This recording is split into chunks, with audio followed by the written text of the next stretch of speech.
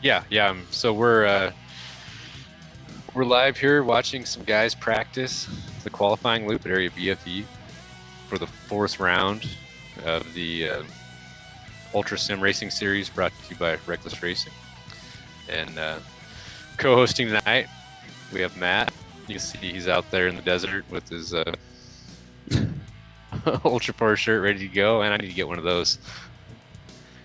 Yeah, it's going to be a good time. Again, I've got to go to Hammers for a few times, and been doing it for about a decade. I do commentary out there for King Hammers as well as the National Rock Racing Association. So should be a good time. This is my first ever sim event I've done commentary for, but I have done a lot of video game plays, so hopefully it should go pretty well.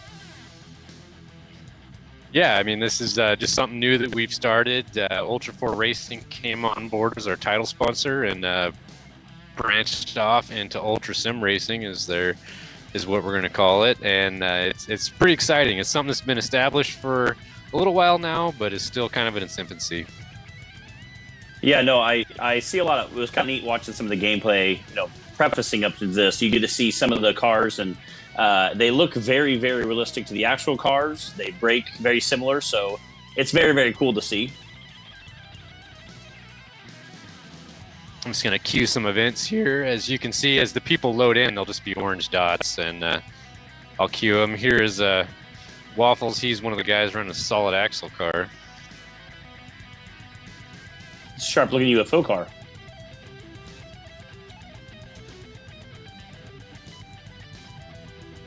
Just tab through some of these guys here, get their cameras set up. Bear with me. There's Bailey Cole. Again, the war of attrition, I think, will definitely play a role in the cars today, much like a real Ultra 4 race. So I'm excited to see how durable these cars really are when it comes to thrashing through the rocks. Looks like a lot of country out there, so we'll see how it goes. Oh, absolutely. It takes a lot just to get one of these cars through the course, even if you're taking your time, going very slowly, even at a rock crawler pace. It is really difficult to get your vehicle through these courses without breaking it. And there's a few people who can push the speed the whole time without breaking their cars, which I don't know how they do it. Yeah, again, that has to be a very again, every year we watch, King of Hammers being the big Ultra 4 race. Every year I get to go in the media tent for a little while, and this year it was me and Ian, and there were several other of our big media people that were all there watching, and it was so neat just to see the leader changes in that last hour and a half. The lead, there's like 4 major leader changes, and it was just so intense watching those leader changes, and everybody was cheering and jeering and oohing and awing as guys would break down or stuff would happen, and it was a lot of fun to watch, and it's exciting, and yet at the same time nail biting for all the people in the actual race. Pam Hall was there with us. It was a lot of fun. Awesome. That's so cool. I'm really excited to be involved. We went out to Hammers last year. Dave Cole invited us out there when he found out what we were doing, and we got to help with the sim program they were doing, and it was a lot of fun. Yeah, it's and again, Dave is one of the guys who put that course like the back of the hands to get there. This year was really cool to see him miles out, kind of pre-running and getting the course all lined up and then rock crawling. Having a lot of fun, enjoying it.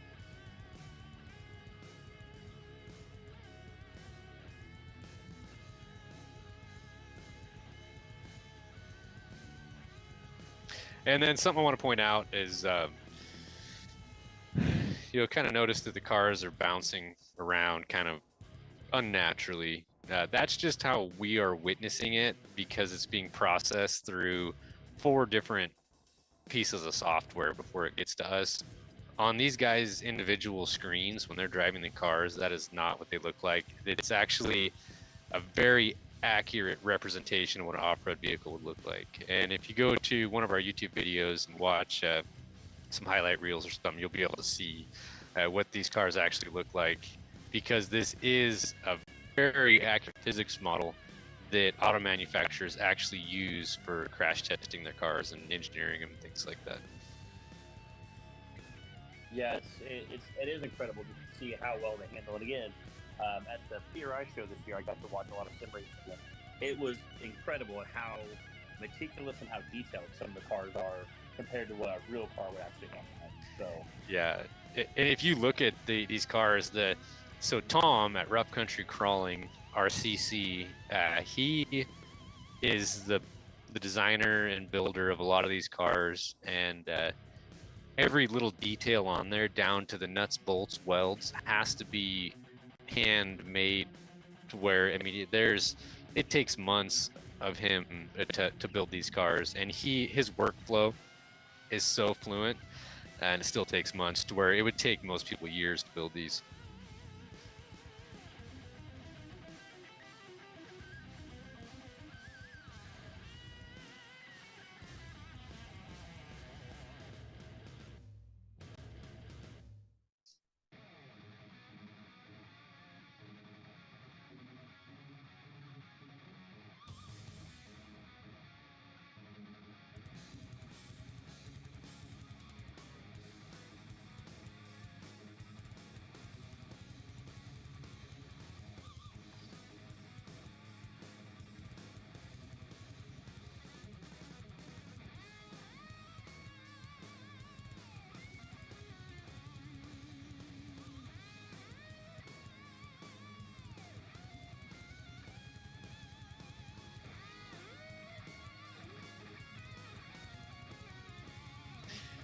Yeah, it's definitely an art and a science all at the same time. And Tom just somehow, really has a knack for it, and sticks with it. And we're very appreciative to him for that, because without Tom's vehicles, we wouldn't have any of this.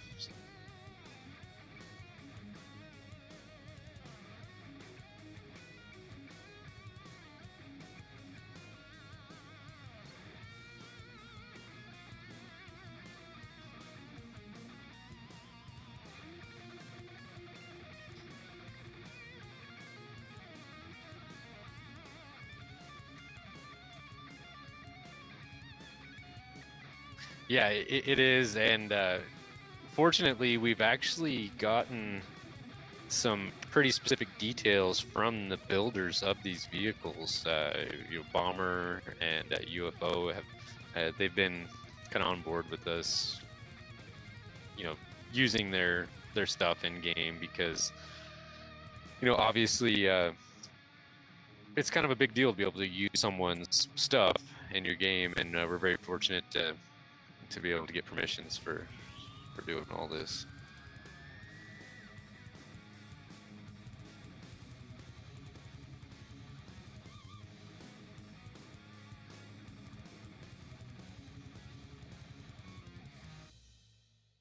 So far we've talked about, different parts of the aspect of racing. One thing you see a lot of times is camaraderie, and we talked a little about that earlier, off camera. We talked about how, some guys are talking about shocks, and some guys spend a little more time tuning, and talked about Bailey sharing his shock, saying, hey guys, this is what I'm using, this is what seems to work for me, but everybody has a different driving style too. So just because I'm willing to make that shock work for me, it doesn't mean the next guy is going to push a little harder or a little slower, so it may or may not work for him. Again, that's how it is in the real world, so it's only nice that it transitions over to the video game as well. Exactly. And fortunately, I'm good enough friends with Bailey that whenever I need a car tuned, I can just tell him, hey, I need a car built for my speed. Yeah. and so he'll go in there and take his race setup basically and kind of detune it back a few notches so it works for me. I love that. You said I need it built for my speed. That's so accurate. It's so funny, yeah, because Bailey's probably pushing at a whole new level, up and above and beyond what me and you could do. Oh, absolutely. Seeing how, I mean, Bailey has access to real cars, and he can go out to the desert anytime he wants and beat on one, but that requires turning some wrenches when you're done. So there's nothing wrong with that, but if you can, go work all day, come home and pre-run, and then go to bed, and then and then do it again the next day, and without spending millions of dollars on a full team that's supporting your vehicle, it's pretty amazing to be able to get that kind of seat time. Yeah, and again, I said, it's a little easier on the pocketbook is kind of the biggest thing I see. Being like I said, I race a rock bouncer in the National Rock Racing Association, so if I want to load something and go out and go do a bunch of pre-running, it's, you know, it's not going to be cheap. It takes time. It's very time consuming. It's, you know, it's a lot more, you know, financially involved, where this is, you can kind of good feel, you can kind of test some shock tune-ups, and it's a little easier in the pocketbook, you know. I can definitely appreciate that. Yeah, I mean, you're looking at oh Lord, you're looking at probably a $1,500 to $2,000 initial buy-in if you want to get involved with this, because of the quality of computer it takes to run it.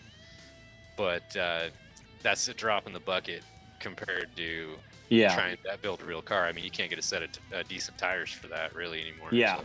I was thinking, and what's funny is a lot of times it's not even, and something I've learned with racing, and you hear this all the time until you're actually in it. You know, buying the car is the cheap part. It's getting the team there. It's getting the spare tires there. It's going out and pre-running. It's, you know, all the marketing stuff, and, you know, fueling the hauler to drive from coast to coast. So it's crazy what some of these teams spend. And I like I said, I've seen guys at Hammers before, and they show up with 40 members on their team, and I'm like, like, you must do very well in the marketing department, because I mean, it's, you know. That, or you have a lot of really good friends, because to show up with 40 guys and, you know, have them all wearing your T-shirt, like, you know, I'm trying to rub nickels together to, you know, get to the race. I'm supposed to buy 40 hoodies for my crew guys, you know. So, you know, it's really neat to see that. And again, it's kind of cool to see that transition over to the sim racing as well. Oh yeah, absolutely. And this, it still is a sport where you can buy performance here still. In the sense that if you want to get a bare minimum computer just to run this, you can come and have a good time and play, but you might not be seeing the course in the same time as someone who has a more advanced setup, to where you know, anyone who has a decent computer, you know, 32 gigs of RAM, 3060 graphics card, you can run this. But the guys who really get into their computers and extract that performance from it are gonna get an advantage, which I like. Which it's like building your race car in a way. Oh yeah, and again, you can spend a little, or you can spend a whole lot on a race car.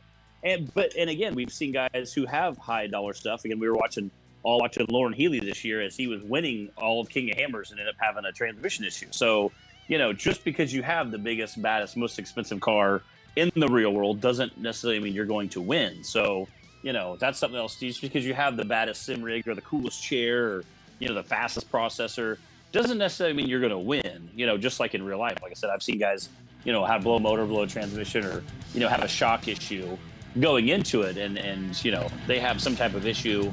Just because you have the baddest or most expensive stuff doesn't guarantee you a win. Right. But one of the cool things about investing in the sim racing world is that generally that sim rig is sitting inside your home, which is a climate controlled atmosphere with minimal dust. And it's not like you're taking it out and just beating on it off road. So that investment holds its value a lot longer.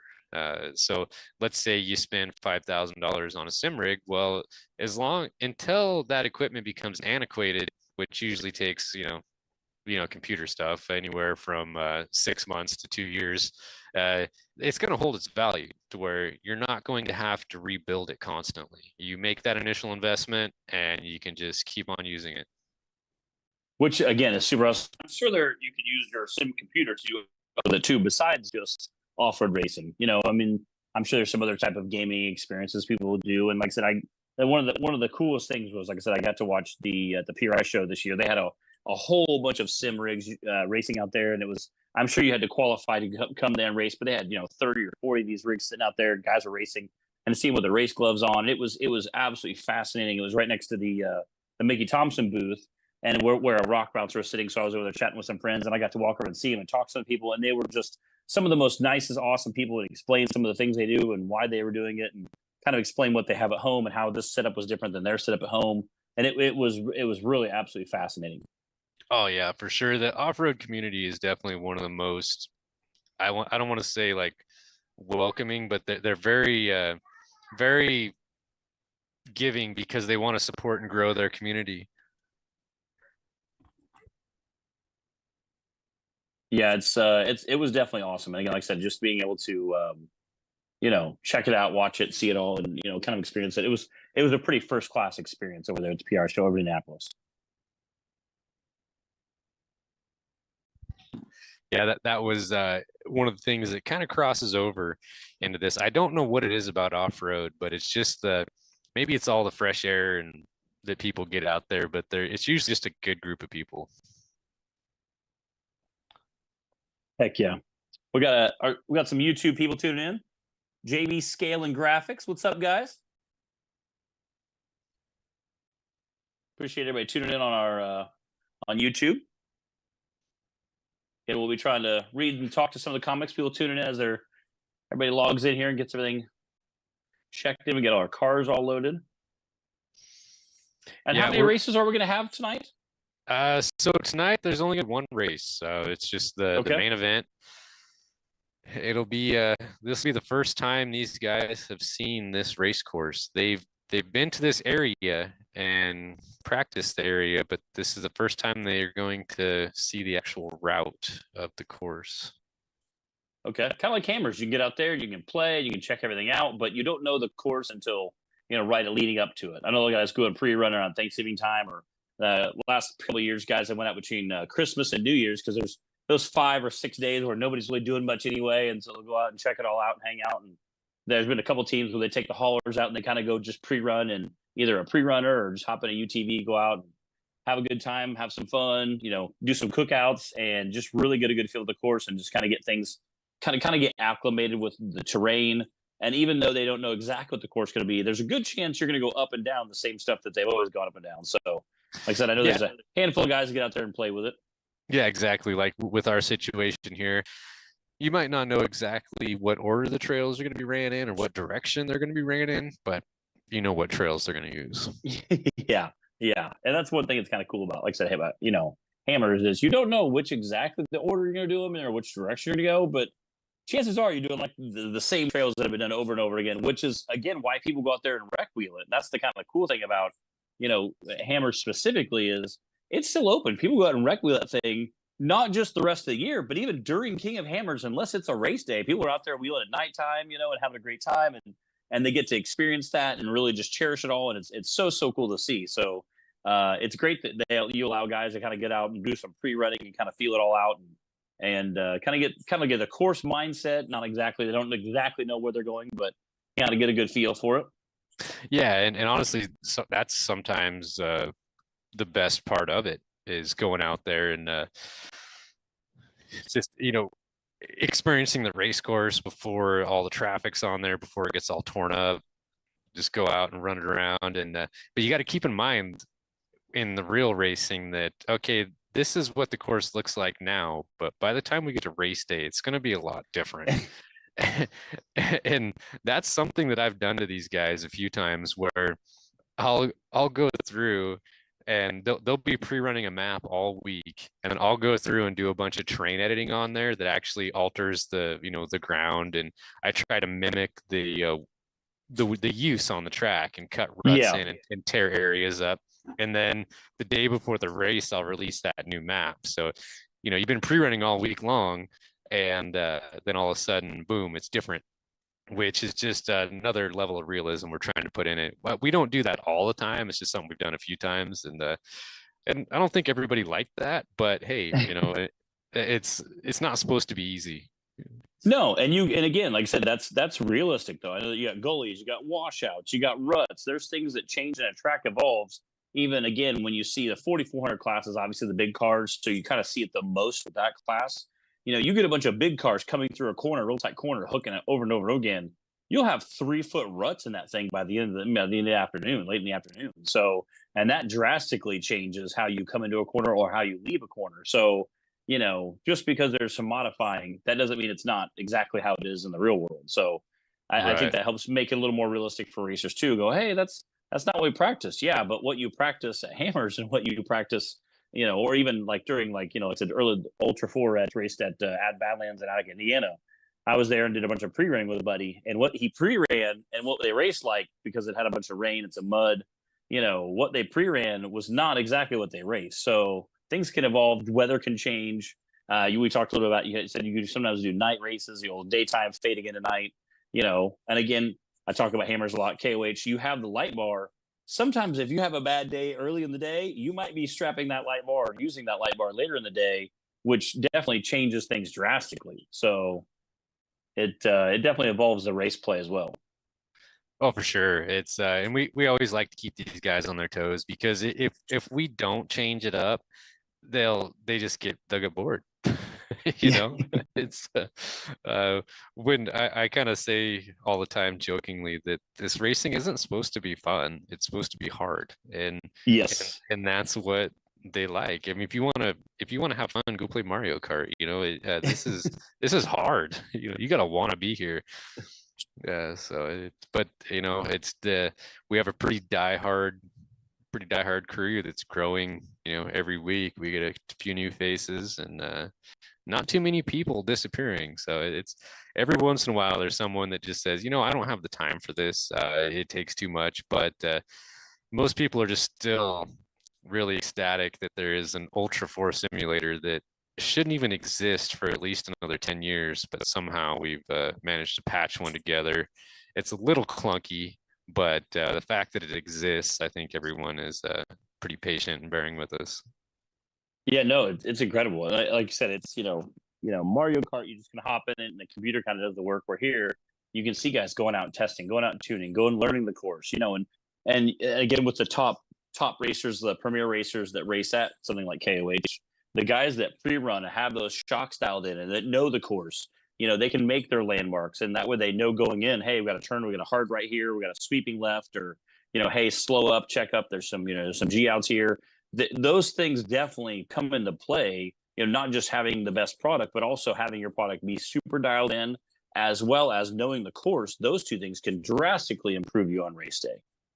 Oh, absolutely. And it's just a lot of muscle memory, really. It's just getting to know your equipment and learning to deal with curveballs, because you'll have everything dialed in, and then come race day, oh, my monitor's not working, or my internet's acting up. It's just like a real race car where all the problems are there. And like I always tell people, you have to want to be here. It takes a lot of effort, in the sense that it's not like you just pop a CD into your PlayStation and click go. There's a lot to it, but thankfully we have a really helpful community of people established that will, anyone who's interested, will get you up to speed right away. Yeah, no, I it's kind of laugh. I was thinking like a storm rolls through and a tree falls over and wipes out your internet. Like the struggle bus is real, okay? Like anything can happen, I promise, because I've seen that happen in the real world. Guys break the tongue off the trailer on the way to Hammers and show up 2 or 3 days late. So Exactly. there's all sorts of weird things that can happen in the real world that delay what you thought was going to be a very easy afternoon or a very easy trip. So I assure you, those things can happen in real life, in reality as well. But that's just racing, though, and that's part of what keeps us coming back to it, is that even the top pros, it might seem like they have their programs completely dialed, but if you look behind the scenes on that, they're putting out fires constantly, keeping that show together. Oh, yeah. And that's just what it takes, and that's part of the fun of racing. And then you get race day, and when it all comes together, and all the obstacles you overcame and all the fires you put out come together, you go out there, and let's say you podium, and you didn't win, but you podium. It's still a huge sense of accomplishment. Oh, huge, huge, huge. Anytime you're on the podium in anything, that's epic. Like I said, watching the Olympics last week, watching all the camaraderie between countries on the podium was just incredible. Because they all realize what an absolute chore it takes to get there. So I think that was one of the most fascinating things to me. Again, coming from the off-road community, you get to see a lot and hang out with a lot of guys around the campfire, and you realize we're all just trying to do the same thing. We're all just trying to get to our car to the finish line as fast as we can. And some days you're racing your own race, even though you're on the course with the guys, you're trying to get your car there faster than you have maybe the year before.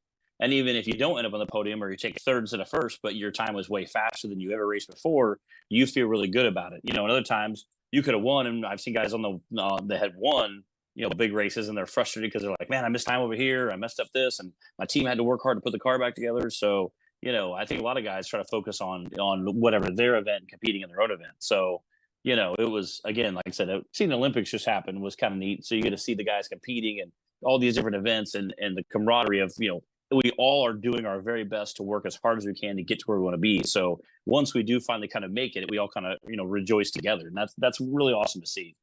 Yeah, and what we're seeing right now is a couple guys went across the finish line to make sure their times were cleared, because if anyone accidentally crosses that white line right there, their time will start. And a couple guys just cleared their times to make sure, double check. And it looks like qualifying, all the times have been input and calculated, and they are staging for the race.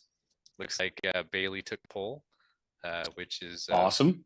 He's been locking that up pretty good. You get extra championship series points for winning the qualifying. And then Waffles, you can see these guys here, they're 2 tons racing. Yep. So 2 taps, 2 toots, or 2 tons. Those are your choices when they catch you. So yeah. We got both these guys like some fast guy. Yeah. Yeah, I prefer to watch them start in the back. It's fun to watch them work up through the pack. And then looks like Dustin Girding, 3rd place. He's the guy who I know he does a little bit of UTV bouncing and a lot of RC bouncing. And then Driver Tech, looks like he got the number 4 spot. He's one of our in-house tech guys. He's an admin. He's when the times start trickling in off this, he's the man with the fast fingers that types all that in there, which we greatly appreciate. Oh, absolutely. He's been a savior. He actually went out to Hammers with us last year when Dave flew us out. We were able to bring him in from Ontario, Canada. He flew down. And you said qualifying is completely done? Yeah, qualifying's done. We're staging right now for the race. When everyone was just sitting around a minute ago, they were doing the drivers meeting, getting everybody briefed up on what's going on. Being this is a new track, there's a few things you need to know about it. Looks like we're trying to figure out where these last 2 guys are. We have a young Cad. He's been a long time member of the community. And then he actually, Cad won the very first point series we did. And then back here we have Rob Reno Racing getting ready to stage. He's a Ultra 4 racer, runs in the UTV class. I believe he got 3rd place at Stampede in his class. Heck yeah. And you said that this current championship is a 10-race Cup series. However, they get 4 drops. Correct. Yeah, this is round 4 of the 10-race series, and we're only going to take the 6 highest scores. So technically, you could miss 4 races or have 4 really bad races, and still end up winning a championship as long as you had the 6 that counted were the best races you had possible. That's correct. Yeah. Okay. Yeah. If for some reason you can't make it to one, or you just have a bad day, or like I said, a tree falls on your internet, you're not out of the running. Which the main thing we're trying to do here is get everyone included and have fun. I think a few people have been sort of discouraged with how competitive it's gotten, to the sense that there's so many fast people now that you get bumped out of the top server pretty quick. But as you can see, we only have 6 cars right now. So either we have some no-shows or we're experiencing some technical difficulties to where they're not able to log in at the moment. So we're coming up on 6 o'clock. That's when the official start of the race happens. And we do give a little grace period if someone just lost connection and has to come back in. But if they're not going to make it, we'll start going green. Yeah, again, we talked a little about, with all kinds of technical issues, you can have a computer not start, your power could go out, your computer could not want to log on, you could have we had, because I race the National Arc Racing Association, I do production stuff with them. One time we were in the middle of a broadcast on Saturdays where we race the Rock Bouncers, and the computer decided to update.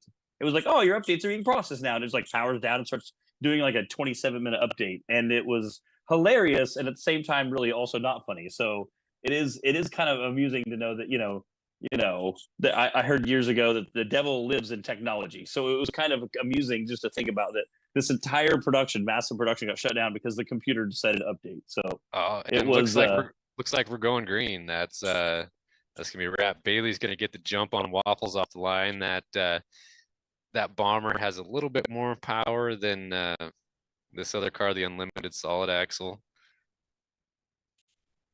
Looks like Bailey's taking a quick lead. Yeah, Bailey got a good start. Waffles might be getting him on. No. I think Bailey's gonna have this one locked up coming into that corner down there. We're doing side by side start, 30 seconds apart. So we'll come back here and we got the next guys off the line, Driver and Dustin. Dustin's gonna get the jump on Driver with that bomber. Must have a little bit more torque off the bottom end than the Truggy.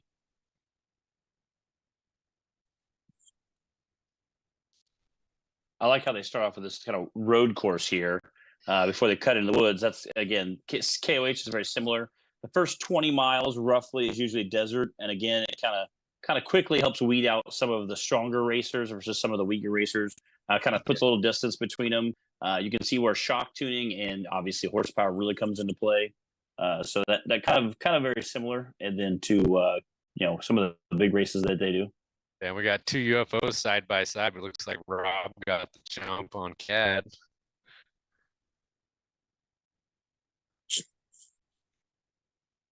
like Cad's gonna play it safe. Cad's a pretty smart racer. He knows that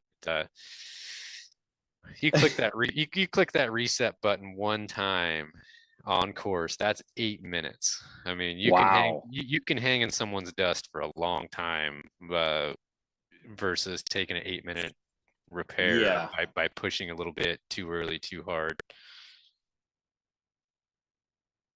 8 minutes, because that's a lot. That's a lot, especially during a roughly an hour-long race. 8 minutes is a long time. Yeah, and these guys, I mean, you'll be surprised how close the finish times are, considering how many rocks and how many turns and variables there are out here. These times are going to be crazy close. Maybe not so much on this one because people haven't practiced the course a ton. But, yeah, I've seen Waffles, which we're looking at right here, and Bailey finish within 2 seconds of each other multiple times, even in different servers and under corrected time, still being that close of racing.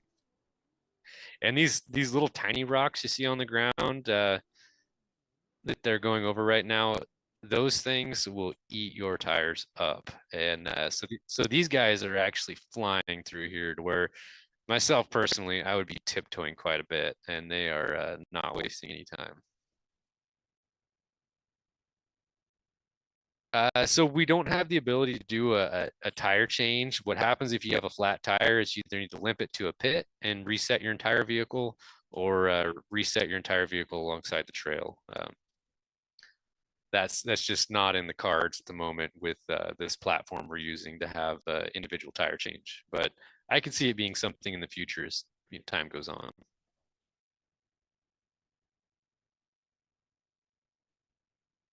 Yeah, 8 minutes. So you can reset your car anytime on course, but it's going to cost you 8 minutes on correct time. But we do have designated pit areas around the map, and if you can make it to one of those and reset on a pit mat, very important that you're on the pit mat, it'll be a 2-minute penalty instead of an 8. And we're experiencing a little bit of desync here with Bailey's. Does not have a broken left front knuckle. It's just part of the multiplayer platform that we're seeing. Oh, and looks like he lost Waffles there for a second. And again, 2 minutes to change a tire, 2 minutes in the pits. That's actually a pretty quick pit. Yes. I've seen guys pull in the pits a few years ago, 3-4 years ago. Shannon Campbell pulls in the pits, and somebody said, "Oh, he's changing the transmission in his car," and I was like, "Oh man, that's crazy." And I thought I should walk out and take some pictures just for media, and thought it'd be kind of neat to see and kind of watch. Walked out, took some pictures, and I'm looking, and I'm like, "Oh, it's cool." And I'm watching this, all the crew changing this transmission and And I thought, man, I wonder where Shannon's at. And I asked somebody, "Where's Shannon's at?" And they just point underneath the car. I look underneath. He's literally laying underneath the car, changing his own transmission. And you're looking a whole lot longer than 2 minutes to change a transmission on a Shannon Campbell chassis. But he still did it pretty quick. And as he pulls back out, I think it was on like the first lap. I think I actually posted on Facebook a picture of him like underneath holding the transmission up as they're bolting it back in. And I said he's still gonna get a top 10 finish. lo and Right. behold, he finished 11th for the day. I was like, Oh that's wow. just bananas, you know. So close. So yeah, 2 minutes is not too far out, like I said, for a time change, as long as you're again on that pit mat you talked about, you know. Yeah, here's one of the designated pit areas right here where they could, neither one of them are, but you could pull into here and take that 2-minute reset. And unfortunately, when you do that reset, you get an entire new car. So transmission, engine, suspension, paint job, everything is brand new. Which we would like to have it to where eventually your repair time is relevant to the amount of damage you've sustained. See, like Yeah, if you're that's yeah, Bailey's wheel right there. You know, so a little bit of desync. So what I'm gonna do now is I'm gonna tap through these cars and repair them because that's not actually how they look. again, you can kind of, that's kind of reality. Again, if you, the longer in your pit, if you pull it with a flat tire, they could get a tire change in 2 minutes. If your crew's on it, you can grab maybe an air jack, something very quickly, or a quick jack. They can get that tire change in 2 minutes. Again, if they're on the ball and they're hustling, that could be pretty realistic.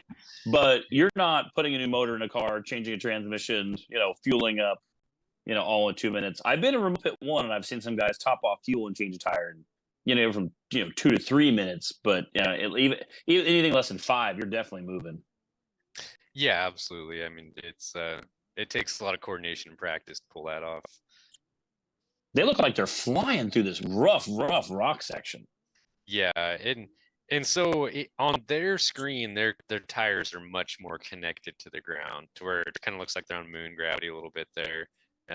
We actually bump up the gravity in our servers more than what the standard game gravity is, just for that reason, because what this simulator has as Earth gravity is around negative 8.9, and you can literally rock bounce these things over everything super easy with a similar experience to like what you think an RC car.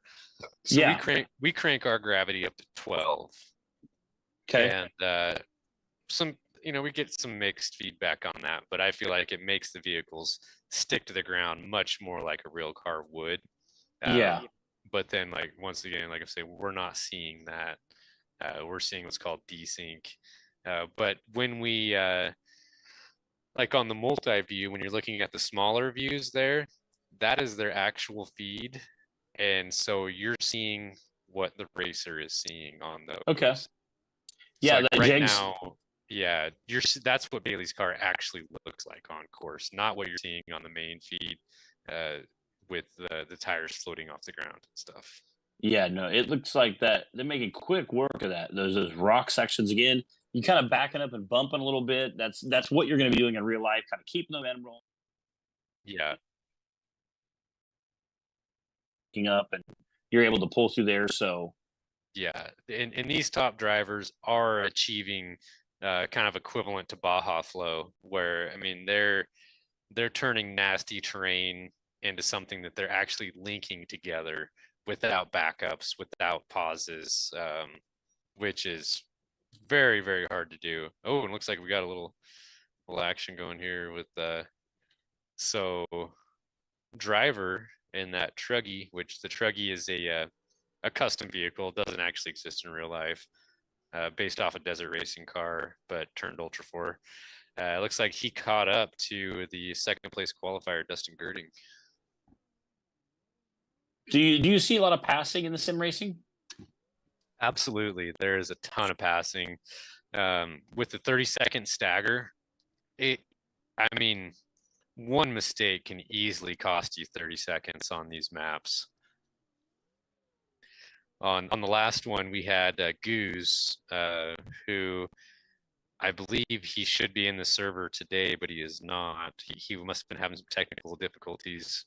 He started in last place and finished physical third, which, you know, if you think about like a race like the Hammers, where, you know, Shannon Campbell go out and pass 99 people, doesn't seem like much. But on these small races, on these small servers, passing that many cars on, especially the last track the track that was on, is a track that's not easy to pass on. And and goose passed, all the way up from last place to third, and just put on a clinic on how to get around people, and didn't take anyone out in the process. That's what we really try to promote is clean racing. Yeah, and like I said, it's that's kind of how most people do it. I say most. That's a very general, very broad term. Most people will definitely try to shoot that way and try to be pretty close, pretty fair. I've seen some guys get in some valleys and get a little rowdy with other people, and sometimes you understand. Again, I've also seen guys hop out and help others. We've seen Eric Miller do it before at Disney a few years ago. He got out and he was broke, so he helped people winch. Like, not for 5 or 10 minutes. He did it for like 6 hours. He helped people winch up a waterfall, and it was just so awesome to watch. Guys pull up, look up, see Eric Miller, be like, "Throw your winch line." It's super neat to see. So guys in reality try to race as clean as possible as well. Again, sometimes there's a little rubbing as racing, but yeah. And so, unfortunately, on this platform, if you make contact with another car, chances are they're going to get stuck together, because it's just the way that this game engine is and is designed. It's not really geared toward multiplayer, so they have to be extra careful, because when you make contact with someone, it's not like you're just damaging their car by bumping into them. You might actually get stuck together inside their car, and when you pull them apart, you can take a tire with it, and so what we did was we made a rule that the overtaking car is responsible for making the pass clean. And if an incident does occur, it's up to the overtaking vehicle to take the reset, get outside of the vehicle. As weird as that sounds, but that's just the reality of it at the moment. And that's fair. Again, you got to make a ruling. You got to make it fair for everyone, and trying to keep that as the best way possible. And again, the overtaking car, they're trying to go out of the way and do the best they can. Yeah, and whoa, yeah. Oh, and driver's gonna get it down. He makes pass on Dustin Girding. That's not an easy guy to get around. Dustin carries a lot of speed.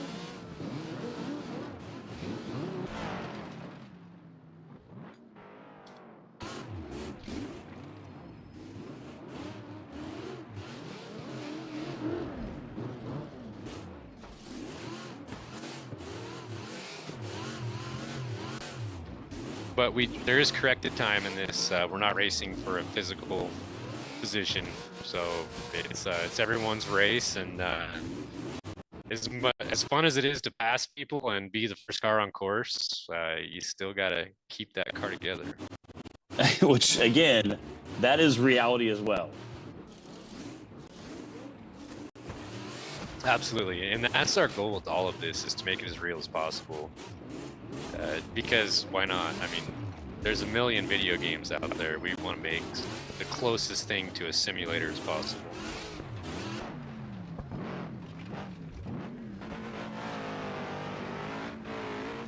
Again, it's very insane to me to see tight racing this close. Again, you seeing two guys both in the same frame, both out there just hammering down with everything they have. You got the pink Warren car there, Warren Winch car, and then right behind the 4402, and then right behind him, right on his bumper, is another car. Again, for a fan, someone who's literally a fan at heart, it's awesome to see that tight of racing. Yeah, and absolutely. And the cool thing about this is, if you're a fan, you can do this. You don't have to dedicate your entire life to it. You can, even if you already have a computer, maybe you buy a couple $100 worth of parts for it off, Prime Day or whatever, and upgrade your model to where it's meets the minimum requirements, and you can download the game for $30 off of Steam, and you're in game. And then if you want to take it to this level, you just get a monthly subscription with RekLes Racing, and our servers are preloaded with everything you'll need. You said the game was $30 off of Steam, but the monthly subscription, what does that run? So at the moment, we have a $5 a month tier. Okay. That gets you access to the servers and a race registration. But considering the influx of people we have, that one's currently sold out. Okay. You can still join for as what we call a gold member, and that one is $15 a month. But it has some perks to it. If you're a gold member, you're allowed to have a custom skin for your car. As you can see, like Bailey here has a custom skin with all of his real sponsors on it, so he can represent them. And it also gets you access to a private chat within our Discord server, where you get to have input on development and things like that. So the basic membership is currently sold out because our servers are maxed out usually every race. So, but for the gold members, people that really want to be here, you can still join, and you can hop in the series anytime. This is the 4th round, so you will be at a handicap on points if you join, but still, it's not always about, winning of championships. A lot of times just about going out and racing and having fun. Yeah. And you offer some other packages as well, right? Not at the moment.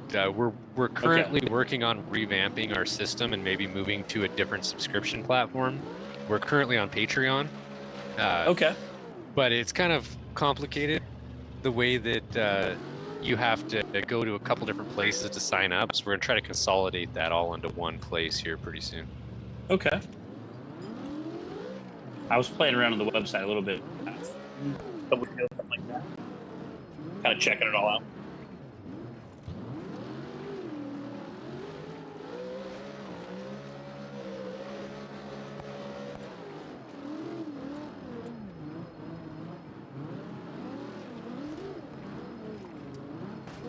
But the action seems very realistic, as well as the sounds. The throttle control, and again, how guys are using that throttle control sounds very similar to what you'd see in an Ultra 4 race. Yeah, absolutely. Every real life rock crawling trick I know works in this game. There's some of these cars have front dig or front burn, whatever you want to call it, where you can disengage the rear end and put it in front wheel drive, work yourself down a steep ledge that way without flipping over or around a sharp corner. Like lining yourself up on a ledge, backing up until your tires are right at the crest, flooring it, and then slamming the brakes a little bit to get the front end set down and getting back on the gas. Kind of, that all those tricks work.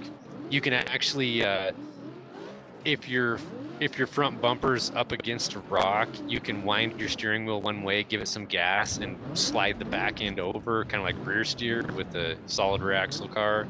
It's just the physics are absolutely spot on here. Even though it doesn't look like it on this video feed, you really have to try it for yourself to see.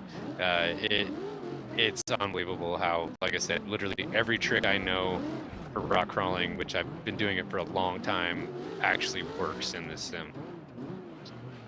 Yeah, no, and again, watching the graphics of the gameplay at this point is just absolutely incredible. Yeah, Tom put a lot of effort into making these cars not only perform well, but look really good. And the UFO is a car that Tom put out a long time ago as a free mod. Oh, CAD, no. Tom put out a long time ago as a free mod that anyone can download without a subscription. But he just recently revisited and revamped the entire car with a new graphics, as far as all they call them UVs, how everything looks and the light reflects off of it. And then he also redid the J-beam, which is that millions of lines of code that determines how the car behaves, which a lot of vehicle modders on BeamNG will they'll just take an existing mod from the game and change the way it looks. Or, I mean, not an existing mod, an existing car, and change the way it looks. Tom actually rewrites the whole car and makes it its own thing. Yeah, and again, that obviously that's much above my pay grade, but it's definitely exciting to see. And again, that kind of car variety also helps the racers kind of decide what works best for them. We talked a little bit before about some guys are more into go fast, but it's lighter. which means it's going to brake easier. Other guys a little heavier, but you can use more of a lead foot. So, those two things definitely can evolve the racer and kind of bring more of an all-around racer to benefit. So, you have to also kind of find out what works for you. Yeah, absolutely. It's really just building a car that fits your style, and because, like I was saying, Bailey shares his tunes, but that doesn't mean you can drive Bailey's car. He could he could throw you the keys, and you go hop in it and be like, man, this thing drives like crap. But then Bailey can hop in it and go make it do magic. So Yep, and then put it on the podium. Exactly.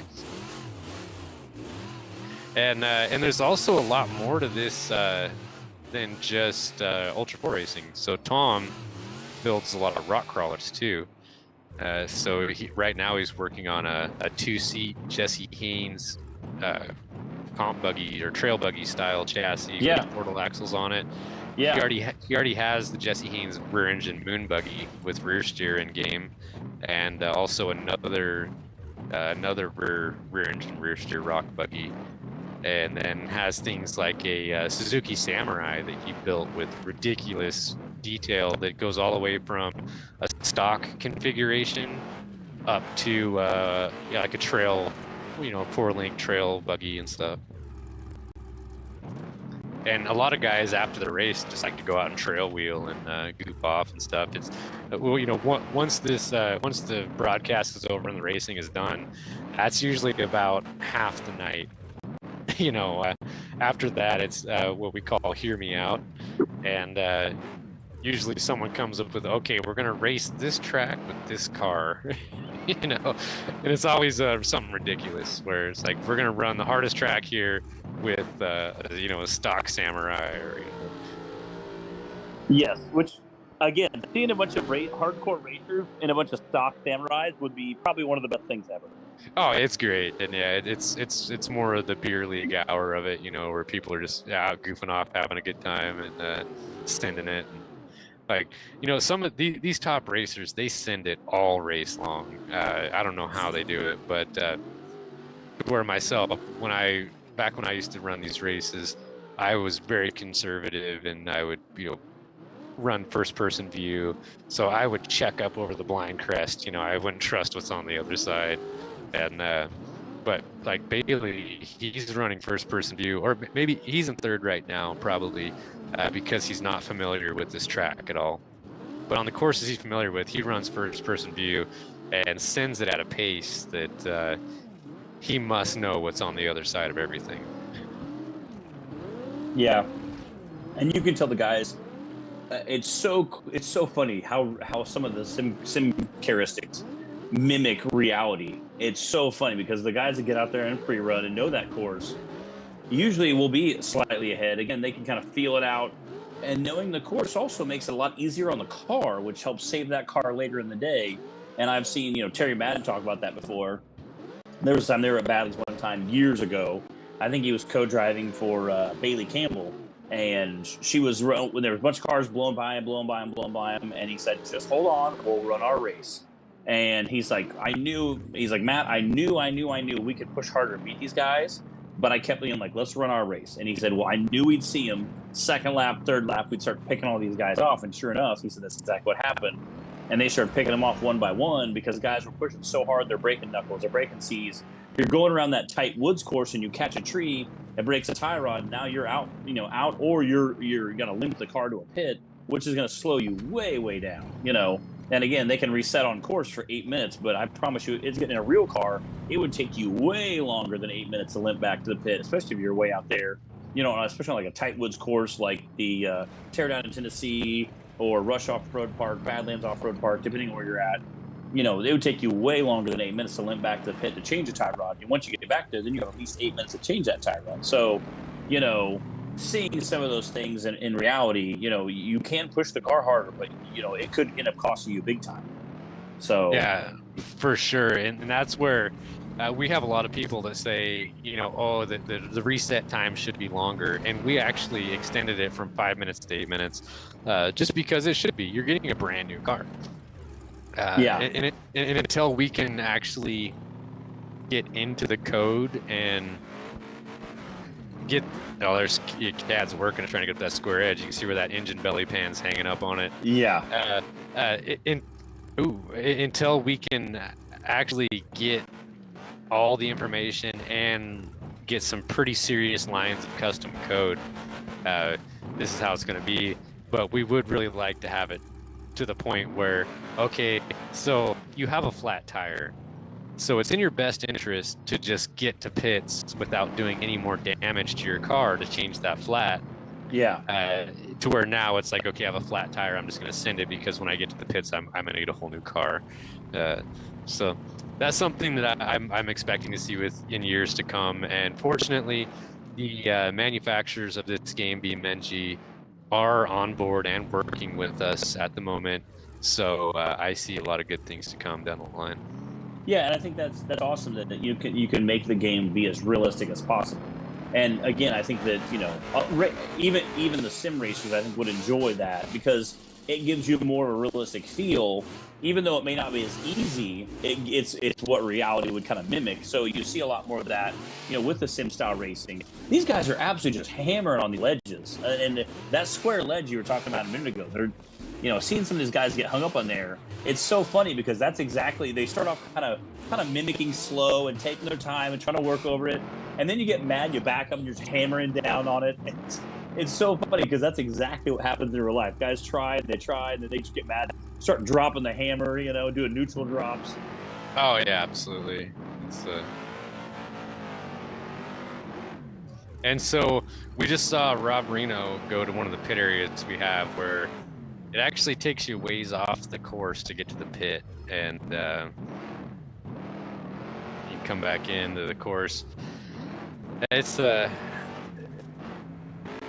It's kind of hard to design these courses. Luckily, my partner in crime on all this, Slinky Sam, he loves designing courses, and I like building the tracks and building the maps. But if I try to design these courses, it breaks my brain.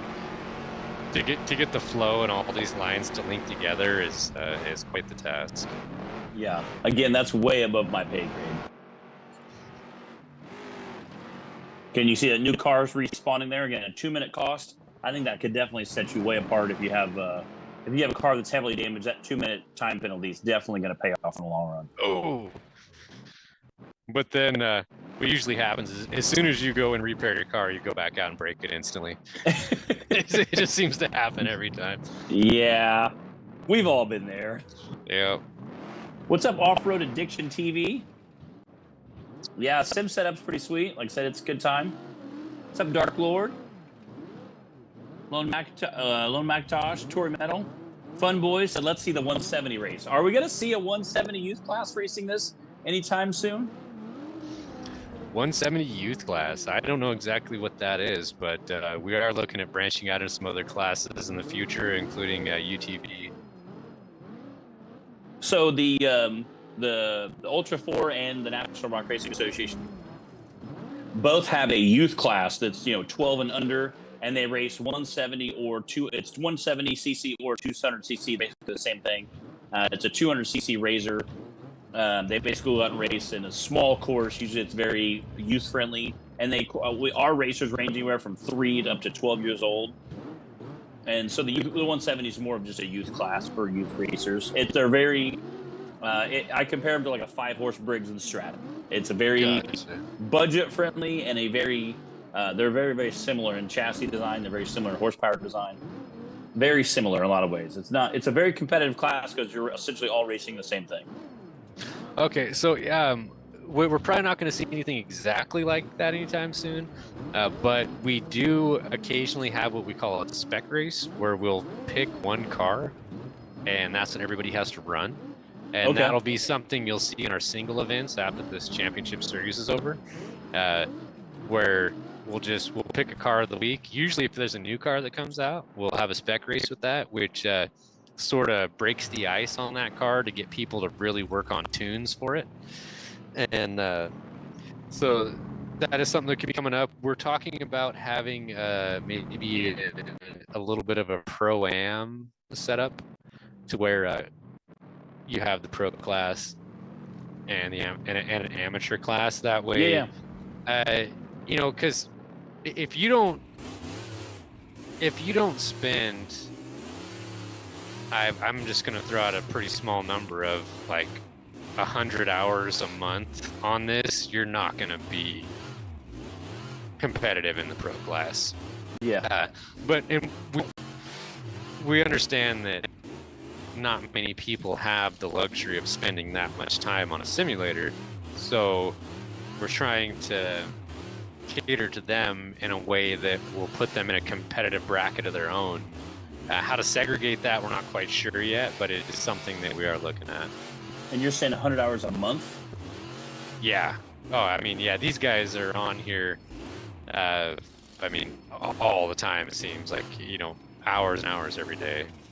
So again, just for, breaking things down, 100 hours a month is comparable to 24 hours, 25 hours a week, So when you factor in most guys are trying to work a 40-hour job, throwing 25 hours on top of that, that means you're racing, essentially 5 hours, 5 days a week. So that's a pretty serious commitment. It you're, is. Wanting to get into it. Yeah, well, that's if you want to beat Bailey. It's kind of what it comes down to. I'm going to be honest. I don't think 25 hours a week would help me beat Bailey right now. He looks like he definitely knows how to handle that car. He's definitely been very competitive today. And the spec race, real quick question. The spec race you talked about is what you said everybody kind of gets. It's kind of like everybody picks the Suzuki Samurai, and you all go race it on the trail and have a lot of fun with it. When you do that style of spec race, are you allowed to shock tune, or does everybody get the exact same layout? No, so we don't have fixed setup racing at the moment. So it's all open setup, and that's kind of one of the reasons we do the spec racing. Is so let's say a new car comes out, we'll do a spec race for it, because when a new car comes out, it could be 6 months before we even really start tapping into the potential of it with the tuning. Okay. So when we do that spec race, it channels everyone's energy into trying to tune that car, and and it really fast forwards the development of things. So yes, you can tune that car however you want, and that's basically what the spec races turn into, is a tuner class, where you have this chassis limitation and probably a max tire size, and sometimes we even throw in a max horsepower and a minimum weight requirement. Okay.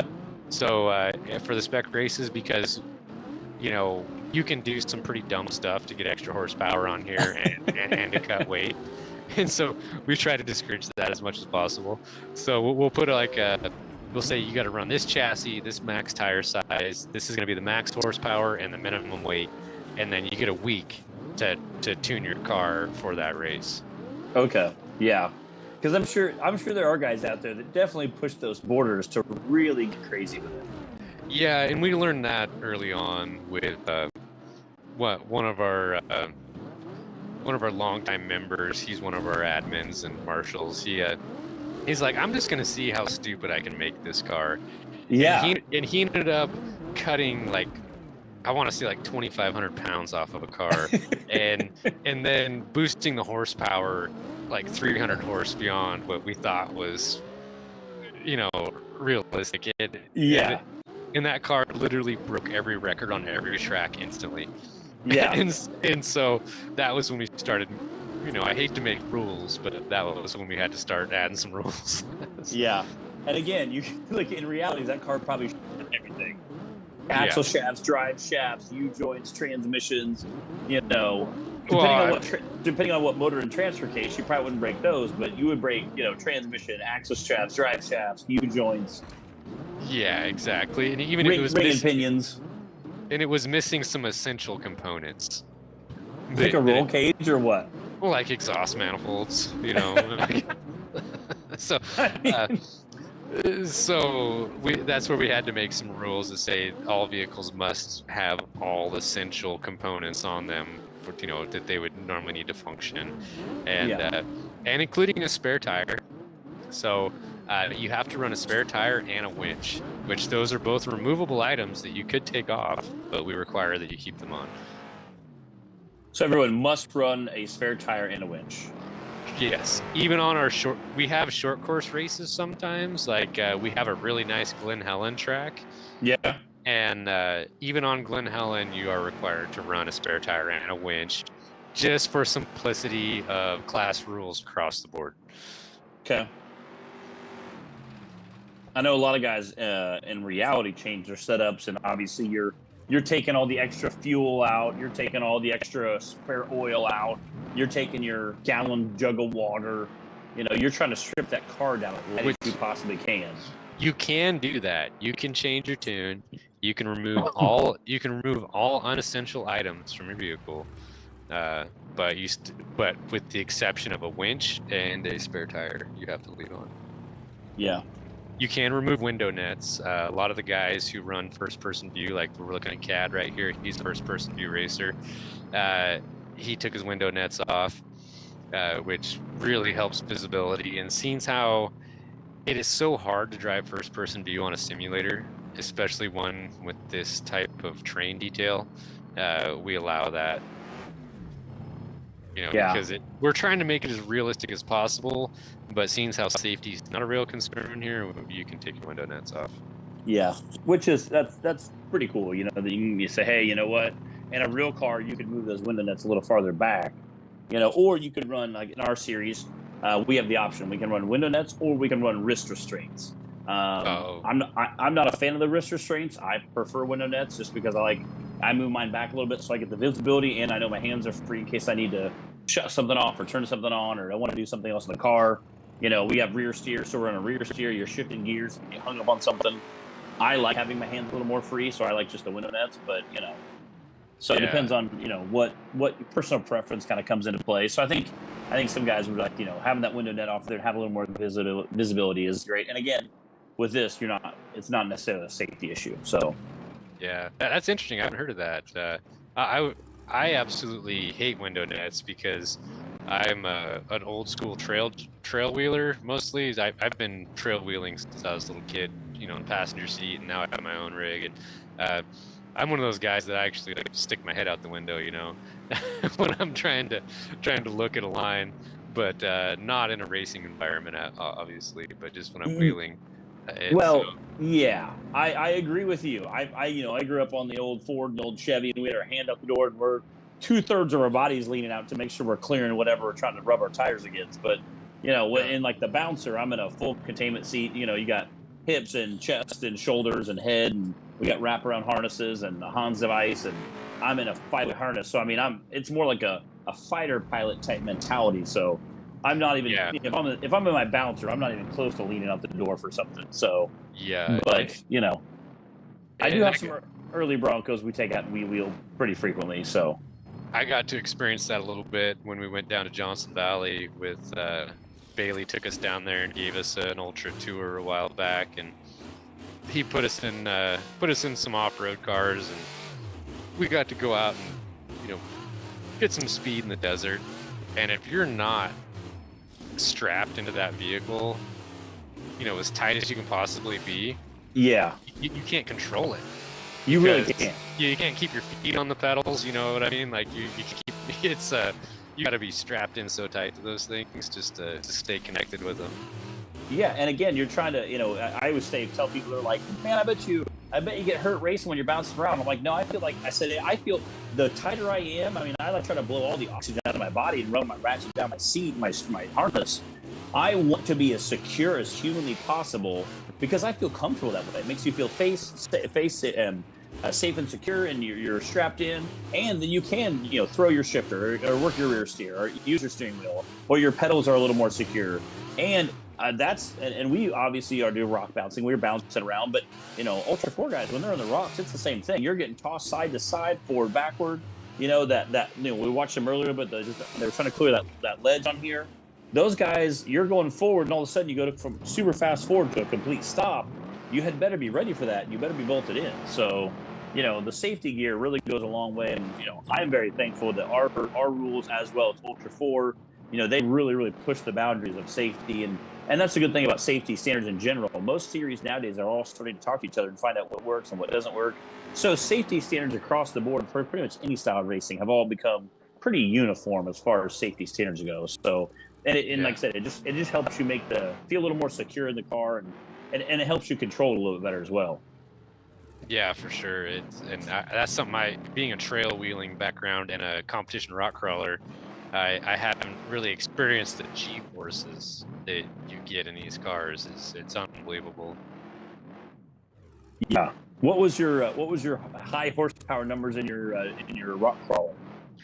So I run an 83 Toyota pickup, and I have a 4.3 Vortec engine in there. Okay. So I have no idea what the horsepower numbers are, but if I push the clutch in, rev it up, and let it out, it'll go up about anything I want it to. Okay. Well, when you said Toyota, I was thinking you were like the old 22 RE. So no, I started out. It's an 83, and I swapped the 22 RE into it, but just those squirrels couldn't get mad enough for my liking, so I had to. I had some issues with it, and then I bought one of my dad's friends. He was a kind of a body and fender guy, salvage guy. Bought a rolled over S10 pickup from him, and pulled the motor out, slapped in the Toyota, and never looked back. Yeah, and you don't have enough weight to really hurt the motor, No, it has about it's almost like a 70-30 forward weight bias on it, though. I believe it. But the interesting thing about that, with 37-inch sticky tires on it, if I get the front tires over something, the back tires will surely follow. So yeah. But going downhill and turning, I almost have to turn around and go backwards. So. Yeah. I can see that. Which we'll actually see. We used to have some guys run a UTV class in here, because there is a UTV choice. It's a vanilla car, which means it's a standard game car, not mod. And they would actually go backwards up some of the steeper obstacles, like backdoor. So they would get to backdoor, turn around, put it in reverse to go up the obstacle. And you know what? If it works, it's only silly if it doesn't work. You know what I'm saying? So yeah.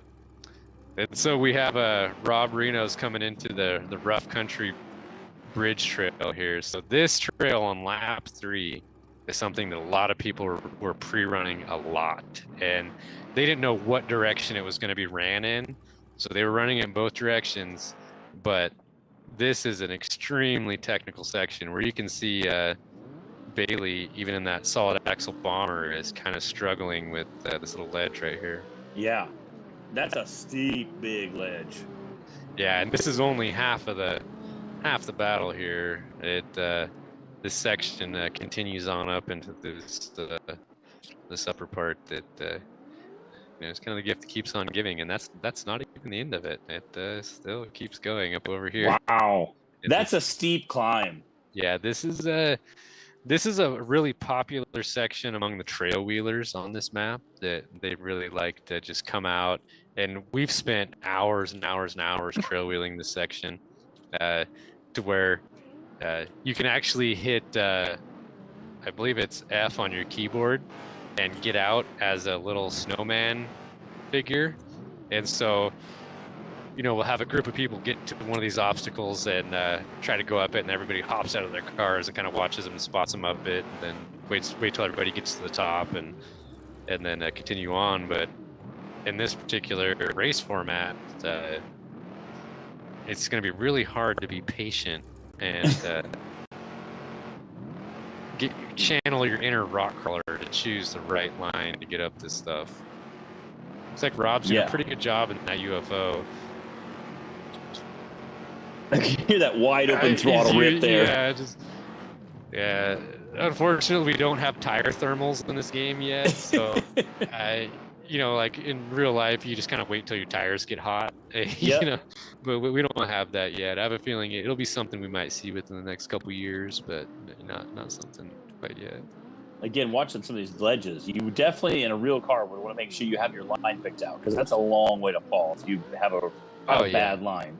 Yeah, if you go off of that, your race is pretty much done. You got to go back and start over. You got to find your way back up the canyon and start over again. You won't die, but your race is pretty much over. Yeah, that's pretty brutal. Again, like I said, I've seen some terrain in real life. There's some places out at Moab that are that way. You take a wrong turn and it would not go. Your day would not go the well, you know. Yes. So. All right. Well, I'm gonna tab it over to Bailey here, put it on free cam, and I'll be right back.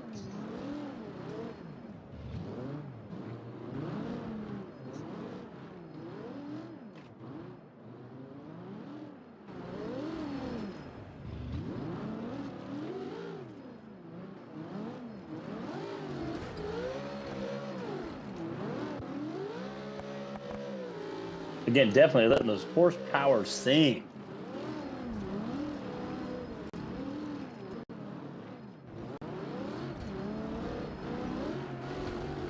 Just definitely trying to push past some of those big ledges there. Again, this is on lap 3.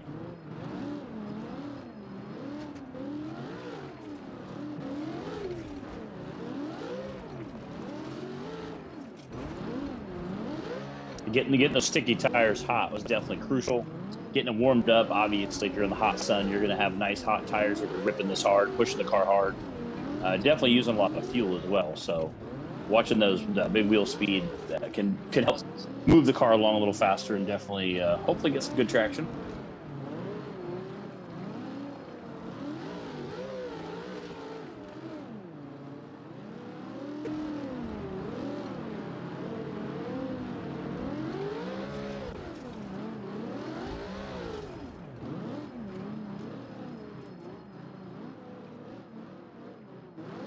Again, just so many gnarly ledges there. Again, I can see why there's so many guys that like to get up there and just kind of wheel it all. Again, tire placement's pretty crucial.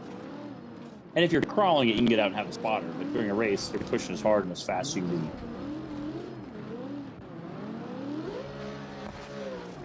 See a couple guys in the YouTube chat saying they were sad they got to miss this week, but they'll be back next week. So look forward to that. Look forward to seeing everybody here. Again, I think we had 26, 28 racers, 30 races somewhere in there tonight scheduled. So you guys could make it for one reason or another. Hope to see you next week. Again, this is race 4 of a 10-race Cup Series. And then you guys can drop the worst 4 races you have can drop off.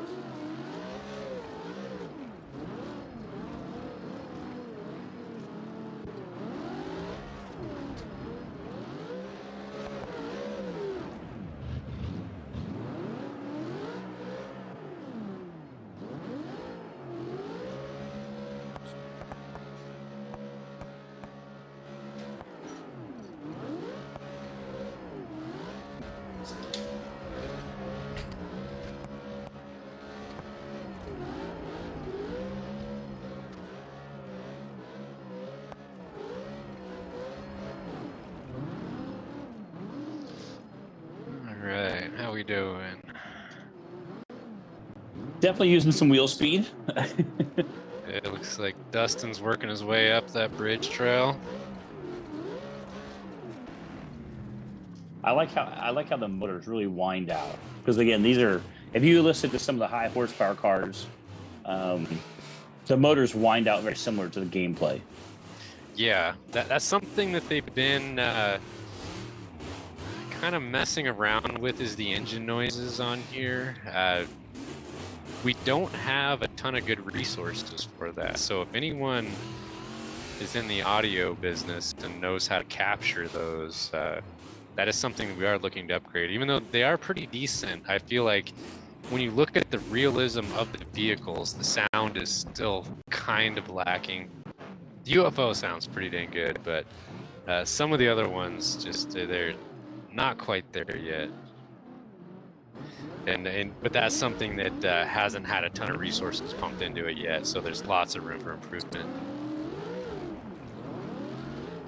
Yeah, that'd be kind of cool to get to see different car noises for different styles. I know some cars are a little more throaty, where you listen to like Campbell's car. It's, I think, one of the loudest cars. You know, Shannon's one of the loudest cars on the lake bed, and then you have other cars are some of the big block guys out there. The Horschel and those guys have such a deep belly motor, and then you have other guys. Like I said, Shannon's a little more higher RPM, so that car's really rapping out. So yeah, it's kind of interesting to see how some of the different motors come into play. Yeah, and there's ways to capture the sounds. I remember back in the old days, I've been into sim racing for a really long time. There's a game called Baja Edge of Control came out, and it was kind of revolutionary in the sense of the physics and the suspension. It was really hard to drive, but then once you mastered it, it was super easy. But when they were creating that game, capturing the audio, they actually went and wow, Bailey just shredded the needle onto that bridge. They went and they would put like trophy trucks on a wheel dyno, and so they could put the vehicle under load. Oh, Bailey's going to the tunnel here. And so they would put the engine under load so you could actually hear what it sounds like and not just static noise. And thinking that, you know, that's something that hopefully will, you know, come into play in the future, because when they did that, that was back in like 2009. Yeah.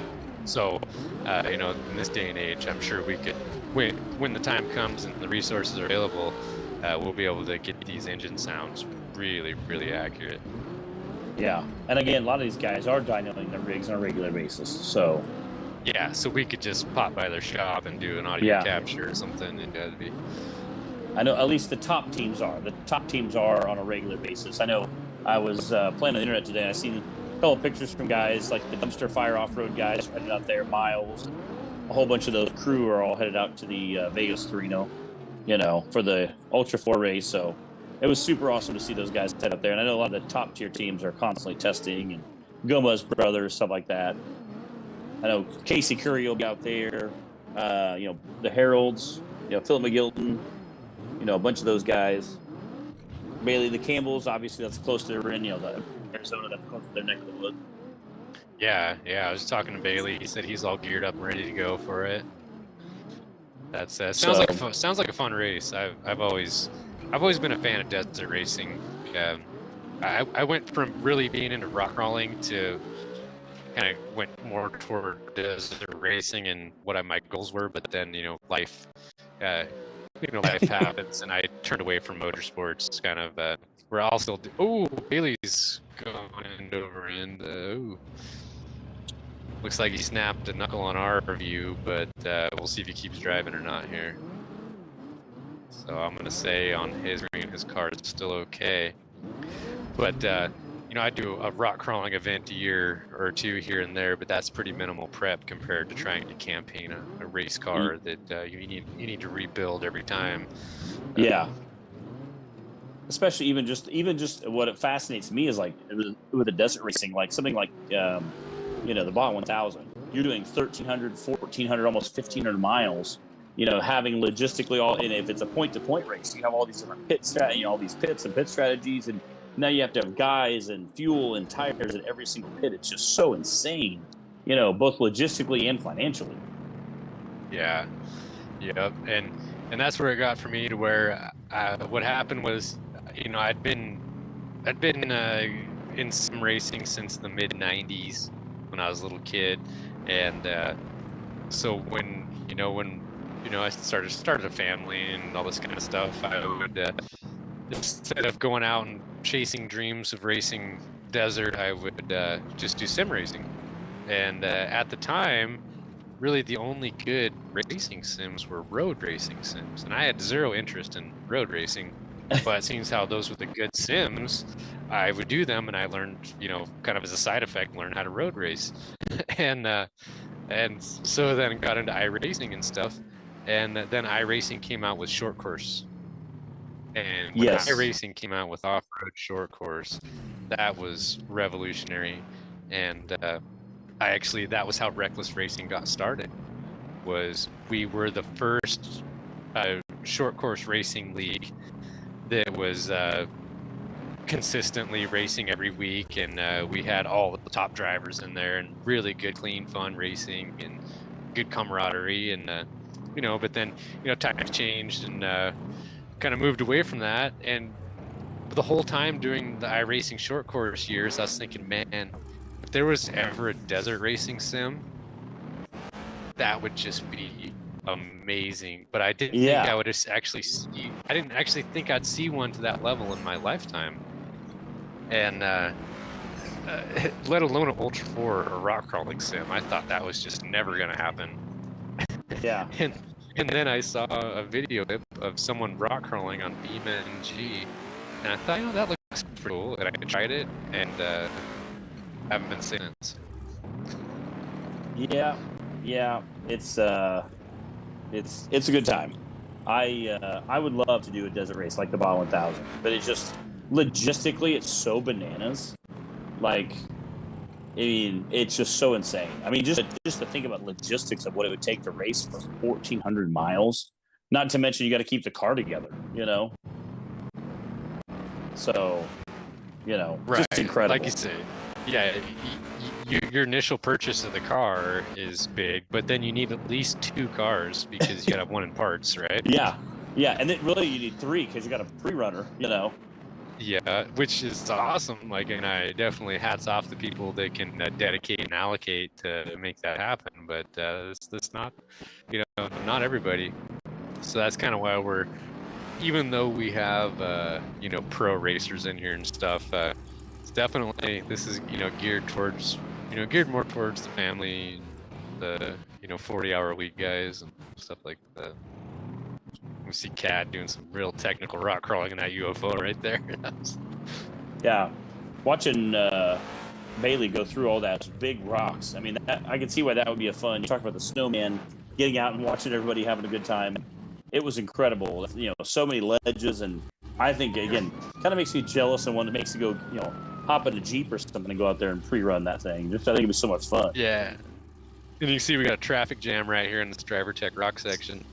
So we gave driver tech his own section because he helps us a lot. And so these we have all these sectors on the track with these flags, and these are open for purchase too. If anybody wants to have their brand put in here, we have a lot of marketing opportunities, and we can tailor to what people want depending on if they want to sponsor a pit area, sponsor a rock section, title sponsor, right? There's a lot of opportunities for people if they want to get involved and get their branding in here. What does again? I know that's kind of a big price range from sponsoring a pit area to be like a title sponsor. What does some of that pricing range from?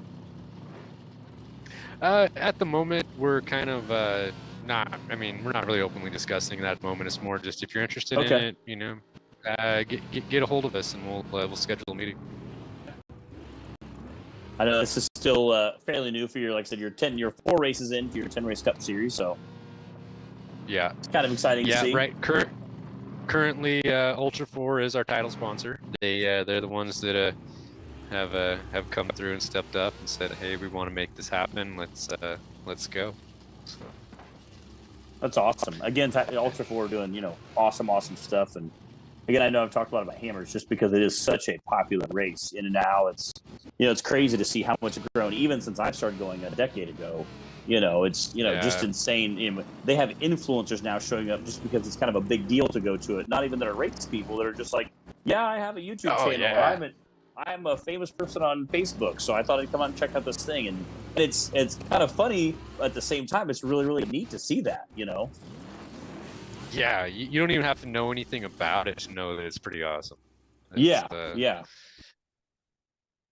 And this section right here, so you can hear these guys lighting the candles on this section, and depending on what tire pressures they're running, sometimes revving it up and hitting it hard isn't what you want to do. To where sometimes you could just put it in 4 low and crawl right up this stuff, but. You can see a little bottleneck traffic jam going on. Cad's hanging back here because he doesn't want to have a car tumble down on top of him. But when we do the trail wheeling, this is a spot where you see a lot of snowmen out watching because this is a tough spot, and looks like the driver's just about got it done with that truggy, which the truggy is extremely fast in the desert. And in the right hands, very capable on the rocks, but it's more of a desert-oriented car. So yeah, this is going to be a really tough spot for him, and we'll see if he backs up and gives Rob a shot, or if he's just going to keep beating on it. I think he's really close to making it up.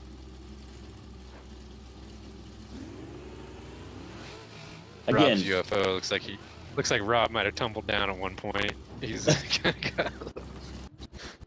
also Go ahead. I say cats, and you're like, don't hurt me. Yeah. Don't want to tear up my car. And it's so funny to see this kind of thing because this is exactly what you'd see, in reality. You'd see 2 or 3 guys. I've actually watched Shannon Campbell get out of his car and just hang out, and wait until the traffic jam cleared. And that's pop out, unfortunately unzip your fire suit, let it breathe. Yeah, and that's unfortunately that's all you can do at that point. You can just get out and be like, okay, well, I guess we're here for a minute. So this is where tire pressures come into key. I'm from a trail wheeling rock crawling background, so I run stereotypically low tire pressures. But it comes with a price to where you carry less rolling speed and you lose corner entry response. So a lot of guys run pretty high tire pressures on these cars. But where I know driver, if you look at his tires, he's probably no, he pumped up a little bit. Last race he was running about, I think, 8 pounds. Looks like now he's probably running closer to 16. He's gonna give Rob a push. See if that helps. So these guys are all in the same chat too. So these guys are talking to each other. They're all in the same race radios. Oh, and Rob's gonna make it out the top. And are they able to? I know we talked about seeing shock setups earlier. You can see what other guys are running right before the race. Are you able to see what tire pressure they are running as well? Yes, that is all in the. It's all in the specs. Okay. So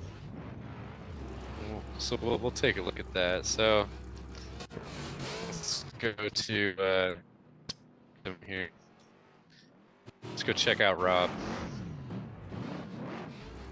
So I can hit escape, go into vehicle configurations and tuning. And these are, that's basically the secret sauce. Yeah. And I wouldn't share this other than anyone who's in the server can look at it. So yeah. But that's these are your tuning options that you have here. And then on top of that, we have parts, which you can go to chassis, and you can expand all of these menus down to where these are all the things that you can go into and just keep building your car out to make your car different than the next guy. So it's just there's so much you can do to to tune your vehicles on here. It really caters to the people who want to get in there and make their own car. And again, you talked a little bit about tire pressure, or we talked about chassis design earlier. If you have a big, heavy car, you're going to be running a different tire pressure than a guy with a really light car. So, I mean, just because your buddy is running more pressure or less pressure doesn't mean you need to necessarily copy that either. And again, you see that from you see guys that go out and shock tune, and again, you can talk to Fox, King, ADS. There's a handful of guys out there. If you go talk to ADS shocks, and guy A runs one set of valving, guy B might have a completely different set of valving because his car is not the same. It might be way heavier. Maybe it's a forward mount engine instead of a rear mount engine. So things can drastically change from car to car. So. Yeah, and looks like the 2 guys that were off the line first are already done. That's what I was trying to watch. So, it looked like we were. Yeah, Dustin and Bailey have already crossed the line. Their times are not input yet, but they are finished. And what we did here today was we ran 2 sets of laps. So this is a 3-lap track. And so they did 2 sets of that. So they went 1, 2, 3, 1, 2, 3, and then finished. And so they have been around this course twice in total now. And you can see Rob and Driver are actually young. No. Okay. So see over here we have a young CAD, and then BCR is on his name tag. that means Bailey is riding shotgun with him right now. So that's something you can do. So just like I'm tabbing through people's vehicles, Yes. once you finish the race, you can do that too. So that means that Bailey is tapped over and he's riding with them right now. Which is awesome. Yeah, Like, sometimes hey. you'll see a name tag with like 5 people in it, and the funny thing is, so as soon as you have that many people watching you won't make the obstacle. You know, you Yeah. because everyone's watching you, and we always joke that it's because of the weight of all those people on your car. So, Yeah. Yeah. There's nothing worse than all just, your friends watching you fail epically. oh yeah, and it snowballs for sure. Yeah.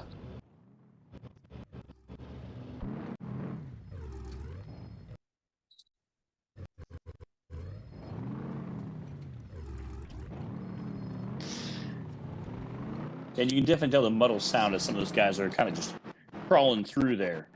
Oh, that I believe was a little bit of desync. I don't think Cat actually hit the bridge. It's just our third-party interpretation of it.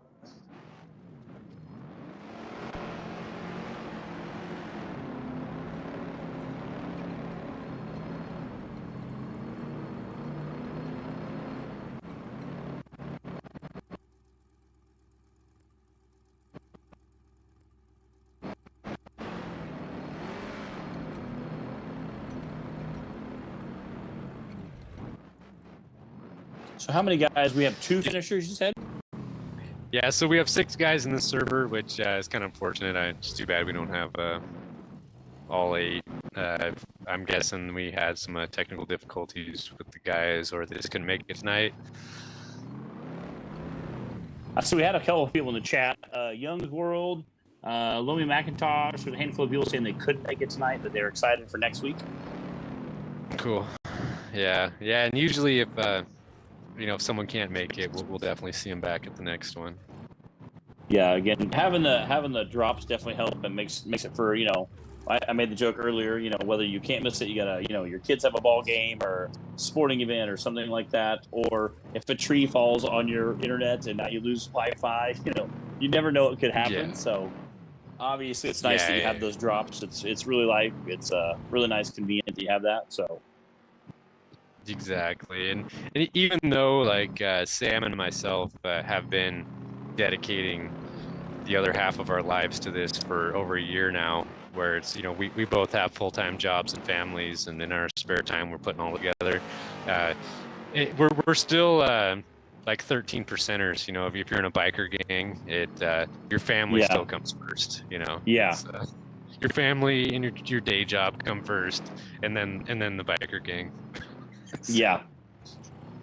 And off-road people are much like a biker gang. We hang out a lot. We have lots of cool clothes. We all kind of match. You know, we get together and hang out. Wow, we get together and hang out together. Yeah.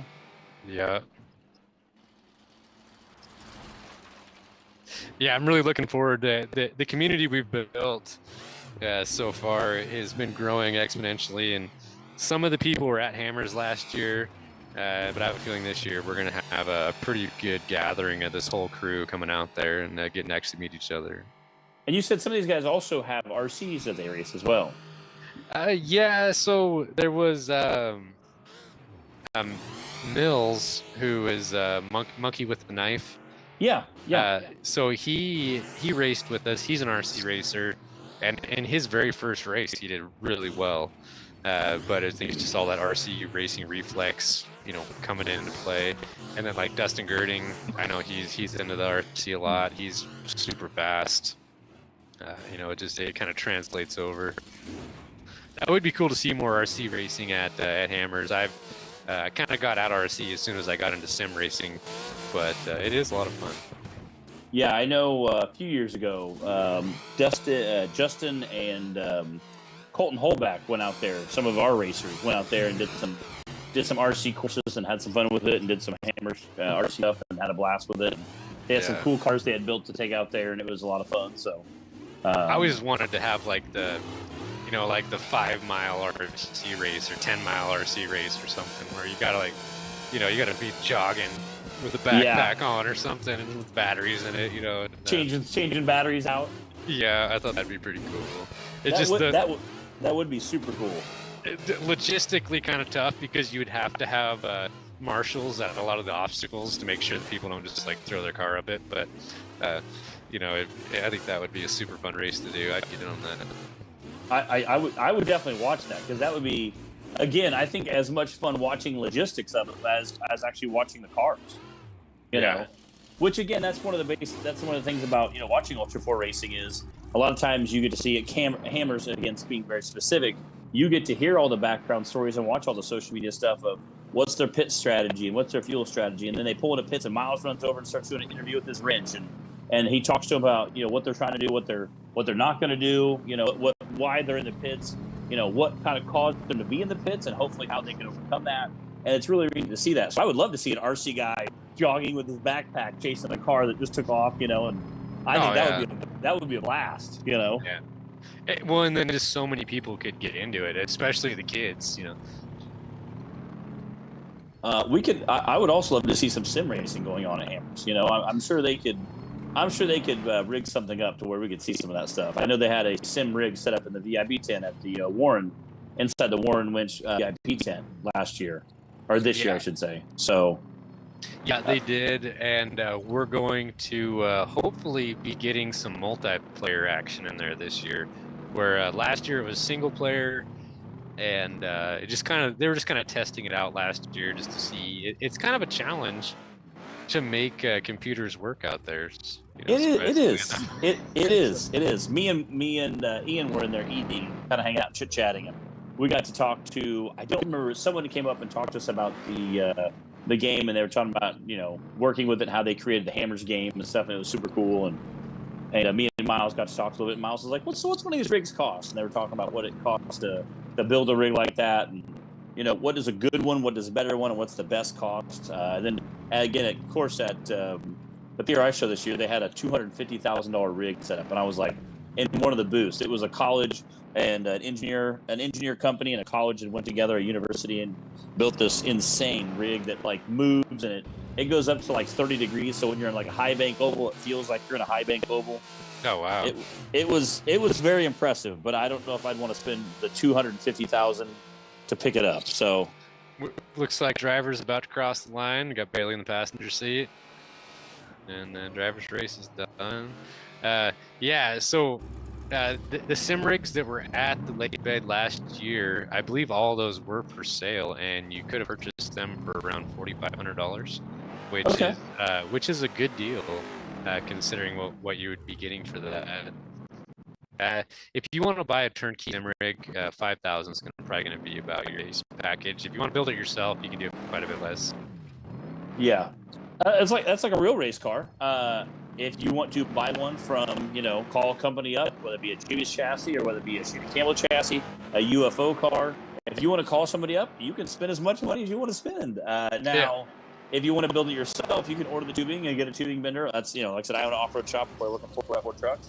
I built my own chassis, and it does take a lot more time, a lot more engineering, a lot more, sometimes, cursing and crying, and you can save a lot of money by doing that as well. Oh, absolutely. That's always been our strategy. Is I could pay someone or I could buy a product from someone, or I could buy the tool that makes it. And something my dad taught me was just buy the tool. Yeah. But again, with computers, I'm sure it's probably even easier, because with the computer stuff, most computer people are very knowledgeable, and they'll put that knowledge on YouTube. And I guarantee you, there's probably 100 different channels on TikTok right now. You can go and you can talk to guys about sim rig and what they do and what setup worked and what setup didn't work, and things they found that helped them a lot. And so that's super neat to see. And again, there's people that are much smarter than me that can tell you all the ins and outs that of how to make it work and how to make it work very well. Not to mention. Yeah, and the cool thing about a sim rig is it's not like you spent hundreds of hours and thousands of dollars on material to build a chassis, only to find out that you engineered the chassis wrong and completely capped the potential of its performance. With a sim rig, they're highly adjustable, where if you built it wrong, you can just loosen up some bolts, move it around. So. Yeah. Or if you don't like the monitors, you can add another monitor or change it, or again, a lot of that stuff is very user friendly. So if you want to, change some coloring or move them up or down a little bit, you can modify some stuff pretty easily. I saw a welding and fab shop not that long ago on Instagram or Snapchat, one of the two. I was friends with someone and they were at a welding shop, and they just one day I was scrolling through and saw a picture of a sim rig that was like had been coated, had been powder coated, and they had all this cool stuff on it. It looked really, really slick. And they were heading to a welding and fab show, and they were going to showcase their sim rig at a welding and fab show, just that way people could hop in and play it while they were showing off their welding ability. And they had this crazy setup where you like laid back in. It looked like some type of Formula One race car. It was a very, very slick setup. I don't know what it cost, but had to be very expensive for the technology side. And then obviously the fabrication side was even cooler, and you were almost laying down. I mean, it took up most of the 10-foot by 10-foot booth, but not everybody has that much room in their house. But a lot of people could have a smaller one, or again, just get a small desk and have their monitors all up there. And the monitors, again, from when I was younger, have made leaps and bounds. So yeah, and that's something you really want to look at when you're building your sim rig. You don't want to cheap out on your monitor because the refresh rates matter. So myself, I've always been a TV racer. So I have like a 50-inch TV that I race on. Okay. And I used to have a 50-inch plasma TV that's about 600 hertz. You could heat a small house with it. But the refresh rate was amazing. And on internet racing, I could see tracks so well. I could see, get a sense of the other cars around me. It worked amazing, but the stand broke, it fell over and died. And they don't make those anymore. So I went down to, Fred Meyer's and bought the cheapest TV I could find for that day. And it shows. You definitely lose a lot of performance by your monitor, to where if your refresh rates aren't at least 144 hertz or more, you're not going to be seeing the stuff fast enough if you're racing. If you just want to come on here and trail wheel and rock crawl, I mean, you could use a baked potato, but but if you want to race, awesome. you need something that's gonna, keep up with how fast you're going. Yeah. And so we have funny that you said you can use a baked potato. Oh, literally. I mean, yeah, you could pull a TV out of your grandma's attic and plug it in and trail crawl with it, as long as you got an adapter cord. But if you want to race, you maybe want to sacrifice resolution. You don't necessarily need a 4K monitor, because a lot of people run 1080 as for racing, because they're going for optimal performance, not vibrant graphics. Really? Oh, absolutely. People go as far as turning their graphics way down in game to gain performance, which I really don't condone. If I can't race on ultra graphics, I'm not going to do it, because I want the visual experience just as much as the frame rates. So they turn down the graphics so they can get a frame rate that's higher.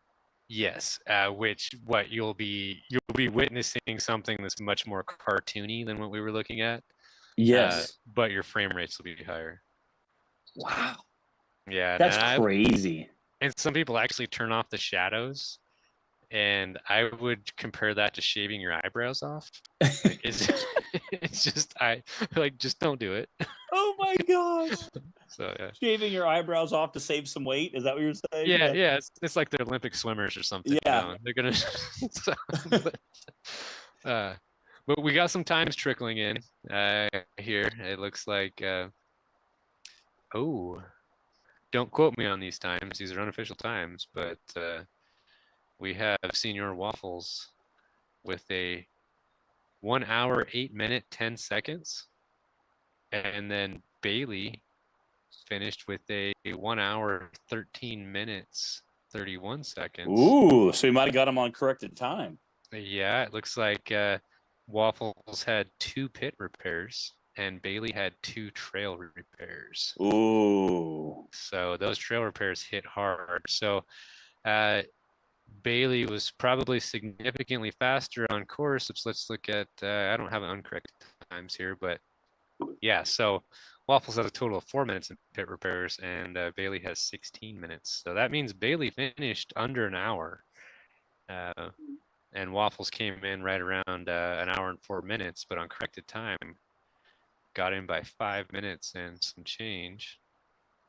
And then Dustin Girding was right there with 1 hour, 16 minutes and 13 seconds. He had 2 trail repairs. So that means he was scooting too, so that he was right there around an hour flat on his overall time. Man, those trail repairs are crazy. Yeah, young Cad, we got his time in here at an hour 28, and he had 2 trail repairs. Driver Tech, who was in that Desert Truggy, he was hour and 31 minutes with 2 trail repairs and 1 pit. And then we have Rob Reno Racing. He came in an hour and 51 with 4 trail and 3 pit. Looks like wow, 4 trail and 3 pit. Yeah, he took some damage. It happens, man. Those little rocks I was pointing out earlier, those things will just eat up your tires. And when you lose a tire, you got to choose. Like, I could try to limp it to the pits and waste a bunch of time, or I could just reset my car and get on with my race. And that's not the necessarily the order of finishing right now. That's just the times that are currently input. We're still waiting on a couple. And as we go down through the servers, it looks like Farley, who he's an Ultra 4 racer as well, and he came in with a 129. He had 3 trail repairs, so that means he was running a fast pace. He was he's right there around an hour time. Those trail repairs are killer. Yeah, they add up quick. You really don't want to do it. You want to try to make it to a pit. I mean, just that 8 minutes to 2 minutes difference. I mean, that's huge. Yeah, and that's, we wanted to really incentivize people to try to make it to the pits. Don't just every time you break your car fix it on the spot, because a lot of off-road is driving with the busted ass car. And it's so funny because a lot of times they talk about that. Whether it be an Olympic marathon or whether it be the Baja 1000 or whether it be, Ultra 4 King Hammers, it's not, I've even heard people talk about, I've run marathons and stuff, and I heard a lot of people talk about the Ironman, the one in Hawaii, and it's like the true big Ironman championship. And they said it's not a matter of what are you going to do if this happens, it's what are you going to do when this happens, So Right. whether it be, the Baja 1000 or running an Ironman, when your chain breaks off or your shoe rips apart or you start getting muscle fatigue, you can get muscle fatigue whether you're doing an Ironman or whether you're in a Baja car and you're steering that steering wheel back and forth. Your arms can start to cramp up, your hands can start to cramp up. That happens. And you're driving like 36 hours solid of nothing but, twisting side to side in the steering wheel in Baja. What happens? What are you going to when you hit that resistance? How are you going to be able to overcome that? So I would love to see a little bit, some guys having to limp it back. They can only have so many trail repairs per race where they have to limp it back to the pits on rough time or whatever. So just because I feel like that's sometimes kind of realistic, because sometimes you might not always have that luxury of being like, okay, let's just fix it here. Sometimes you do have to limp, but I've seen guys again. One of the, a lot of guys break tie rods again at the woods courses for a lot of the U4 races on the East Coast and Midwest. We have lots of trees, lots of trails. So when you're whipping through those trees, whipping those tight woods courses, Eric Miller's obviously a legend at those. You're flying through your dart and you're speeding, you're having a great time, your day, you're flying along, you're thinking it's awesome, and you just barely catch the edge of a tree and either break a rim or you break a tie rod. And now it's going to take you, it feels like millenniums forever to get back to the stinking pits. So, that does kind of happen in those situations. For sure. And that just gave me a great idea. I don't know how we would ever implement this, but back in the olden days on the original Nintendo, there was a game called the Olympics, and how you determine how fast you were going was how fast you could push the A and B button. And so you just had to push the A and B button as fast as you could, and that was how fast you ran. So if we get something like that going for how fast you repair your car. Oh yeah. Where the guy's got to be in there like jogging on a treadmill or something to yeah, for real. But no, it's pretty fun racing. It's we still have a long ways to go, like I was saying at the beginning. This is all in its infancy. We literally, Sam and myself started out on this, okay, let's make a racing series less than a year ago. before we got serious about it. And already we're up to, having the support of Ultra 4 and a strong community.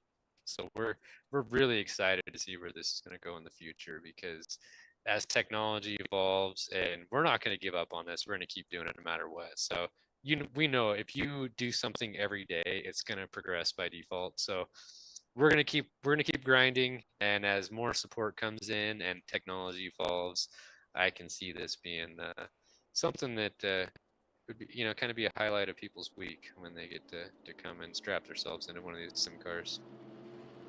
Yeah, no, I think it's awesome. And again, like I said, it's just stuff like that you just mentioned, pressing that AB button. If somebody's trying to change a tire, watching them press that AB button as fast as they can to change a tire in the pits would be very comical as well as very awesome to watch. And it's it kind of shows that if you have 6 or 8 or 10 guys all hustling as fast as you can, you can change that tire a little faster versus if you have to get out of the car and change it by yourself. And obviously, if you're changing it by yourself in the desert, which a lot of time we've seen many, many, many times, if you're changing that car, speed is of the essence. If you get out and you have your tool ready to go and you have a nice, good impact and everything's ready to go and you have your jack points and you've practiced changing that tire, you can usually make quick time of that. Whereas it may be a little harder to do if you haven't practiced that, or you don't know where your jack's at, or you lost the drill, or again, Right. I've seen all kinds of things happen. All things happen up there. So in the moment, if there's something that can go wrong, it will. Like it's just the way that it goes. It's butterfingers happen when time is of the essence. Yeah, but it's super neat to see. And again, being that it's still in the infancy, it's awesome to see those changes getting made and those things that the game evolving. And that's off-road racing in general. Each year, the cars evolve from King Hammers. Even since I've been started coming there, looking at the sport of rock bouncing in the last 3 to 5 years, especially the last 10 years, our sport has evolved so drastically fast. A chassis and a motor and a combination that was super fast 10 years ago is like, they're like, oh, that's cute, show over the now. So, to see a game, to see a game mimicking that type of play is, pretty incredible. Yeah. So we're all wrapped up here. I'm gonna try to get a shot of our final results here, and so we can. So they still haven't racked the times yet. So once all the times come in, Sam will come in and rack them and put them in actual order of who is the finisher, because we're not just racing against the cars in this server. All the servers are completely identical. So all I believe we had I can't remember how many races we had. Let me look here. We had 25 racers tonight. So okay. All 25 racers are racing against each other regardless of what server they're in. So someone in server 3 could beat someone in server 1. So we're still waiting for all those times to come in, because they don't always start at the exact same time. So just because someone hasn't finished yet doesn't mean they might not come in uncorrected. So we're waiting for these times to come in, and we'll see if we can get a final shot. Heck yeah. And again, I know that sometimes it takes a while to make sure it was in correct time, look at penalties, look at all that stuff. So yeah, we don't want to go off half-cocked on saying who won. But I know there's always speculation, like I said, at Hammers, there's lots of speculation on who won this and who won that. And yeah, I have seen people, their mom standing at, or dad or cousin or whatever, standing at the finish line. And as as person A or person B cross the finish line, they start 2 stopwatches, and they're holding 2 stopwatches. And, one is 4th place and one is place. And their son or daughter or cousin or brother or crew person is they're in 3rd. As long as the 2 stopwatches, one's 3 minutes, one's 5 minutes. As long as those 2 stopwatches break 3 minutes and 5 minutes, that means they take 3rd. But if one breaks, now they're bumped to 4th, and if the other one's now they're down to 5th. So it all comes down to corrected time, and it's so exciting. It's like watching some of the golf. It's on that corrected time. It takes you're on pins and needles until it passes. So yeah, and all the times are unofficial. It until they're official. So it's gonna. That's like even the times I was reading off earlier. You know, they're unofficial until they become official.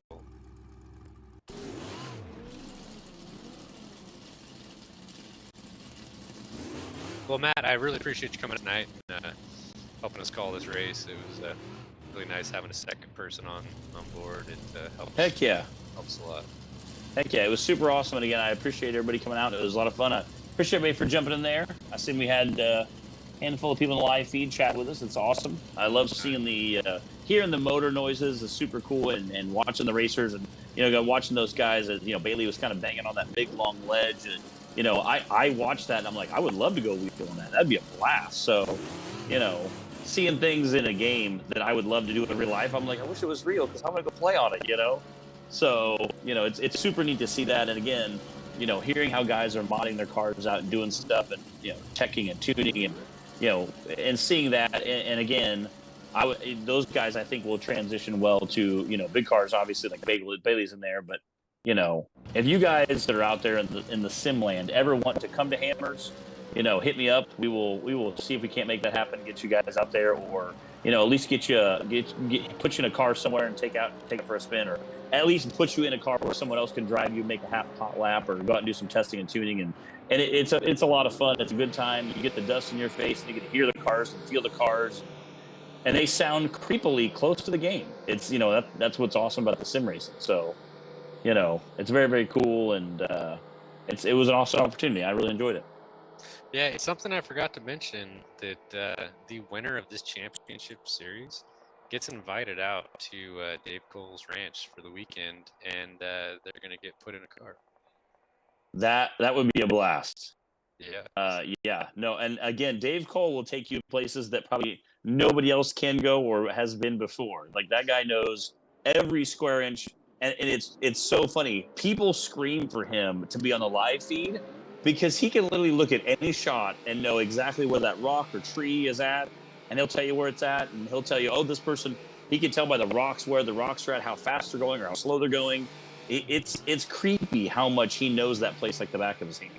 Oh, absolutely, and that's where Ultra Tours comes in. So that's something that they're talking about maybe doing in the future, is that you can come out and you can sign up for a program where they take you out and give you a tour of the place from the locals' perspective, and kind of show you all the cool spots and all the little hidden gems here and there. Which, again, with those guys would blast, because it's like you and your buddy going out wheeling, and you get to see the craziest, some of the most awesome terrain in the United States. So, I mean, I could go out there and trail wheel for a year on weekends just exploring and still not get to all the good stuff because I don't know where it's at, or I'm not going to go down that trail, like I don't know what's down there.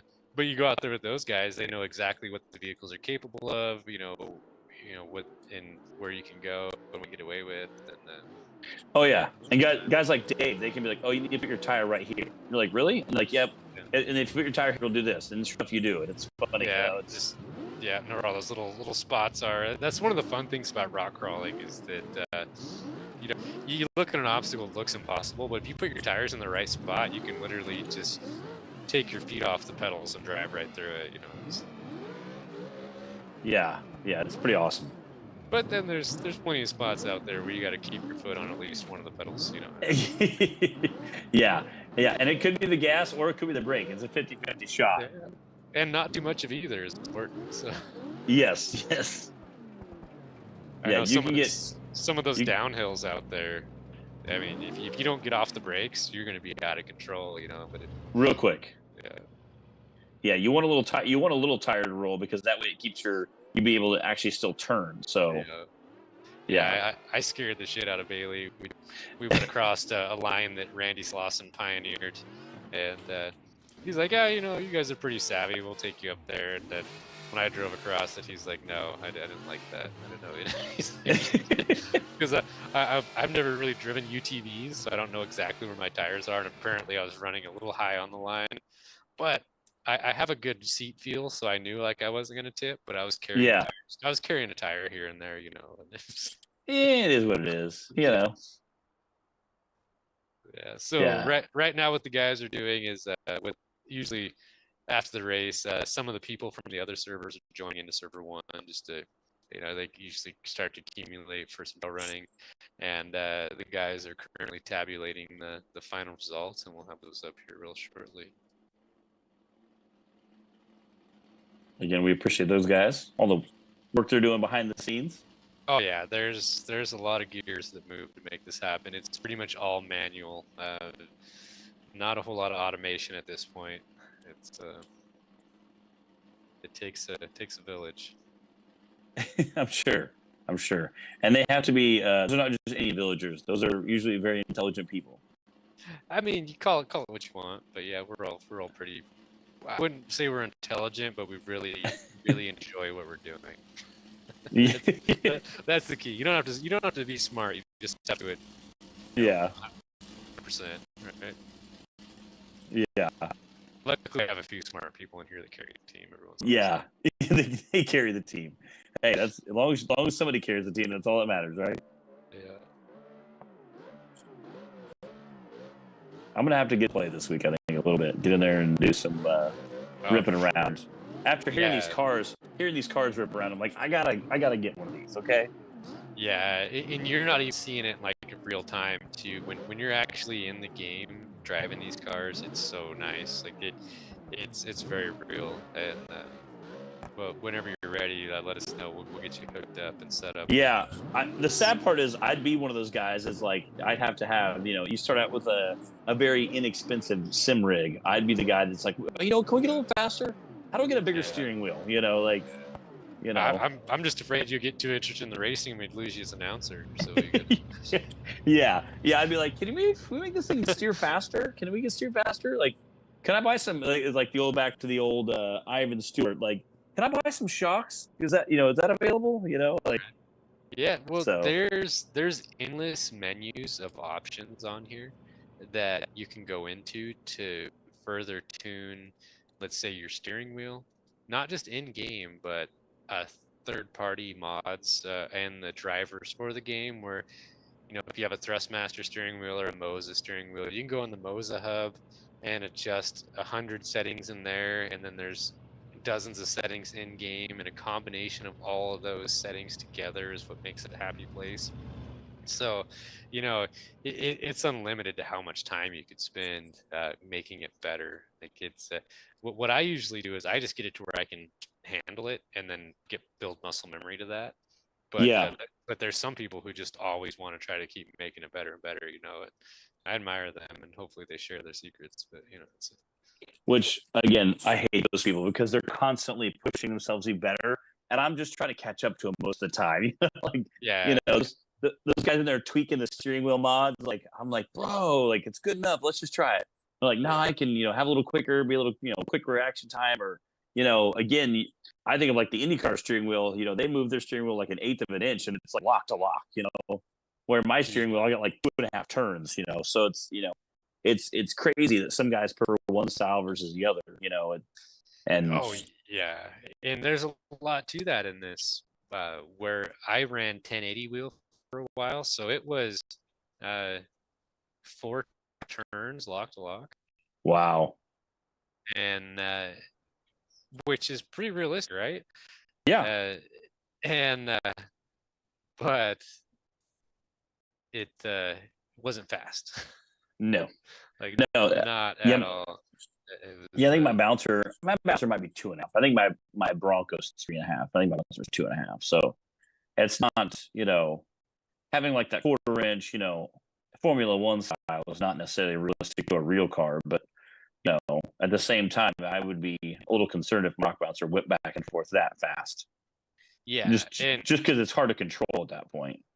And there's some guys like Bailey, I believe, is running a Formula One style wheel on his sim rig. Okay. It's just it's just a little rectangle. So he is a 90-degree lock car, I believe, maybe just a little over 90 degree.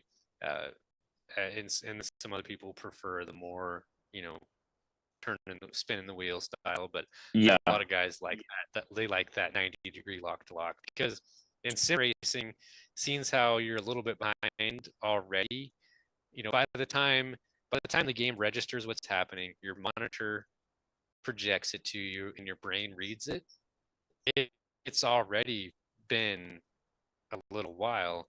And so your hands have to react so fast that having that shorter throw really helps keep you in there. All right, so here we have our final results for the race today, and it looks like Waffles did. Waffles got him on corrected time.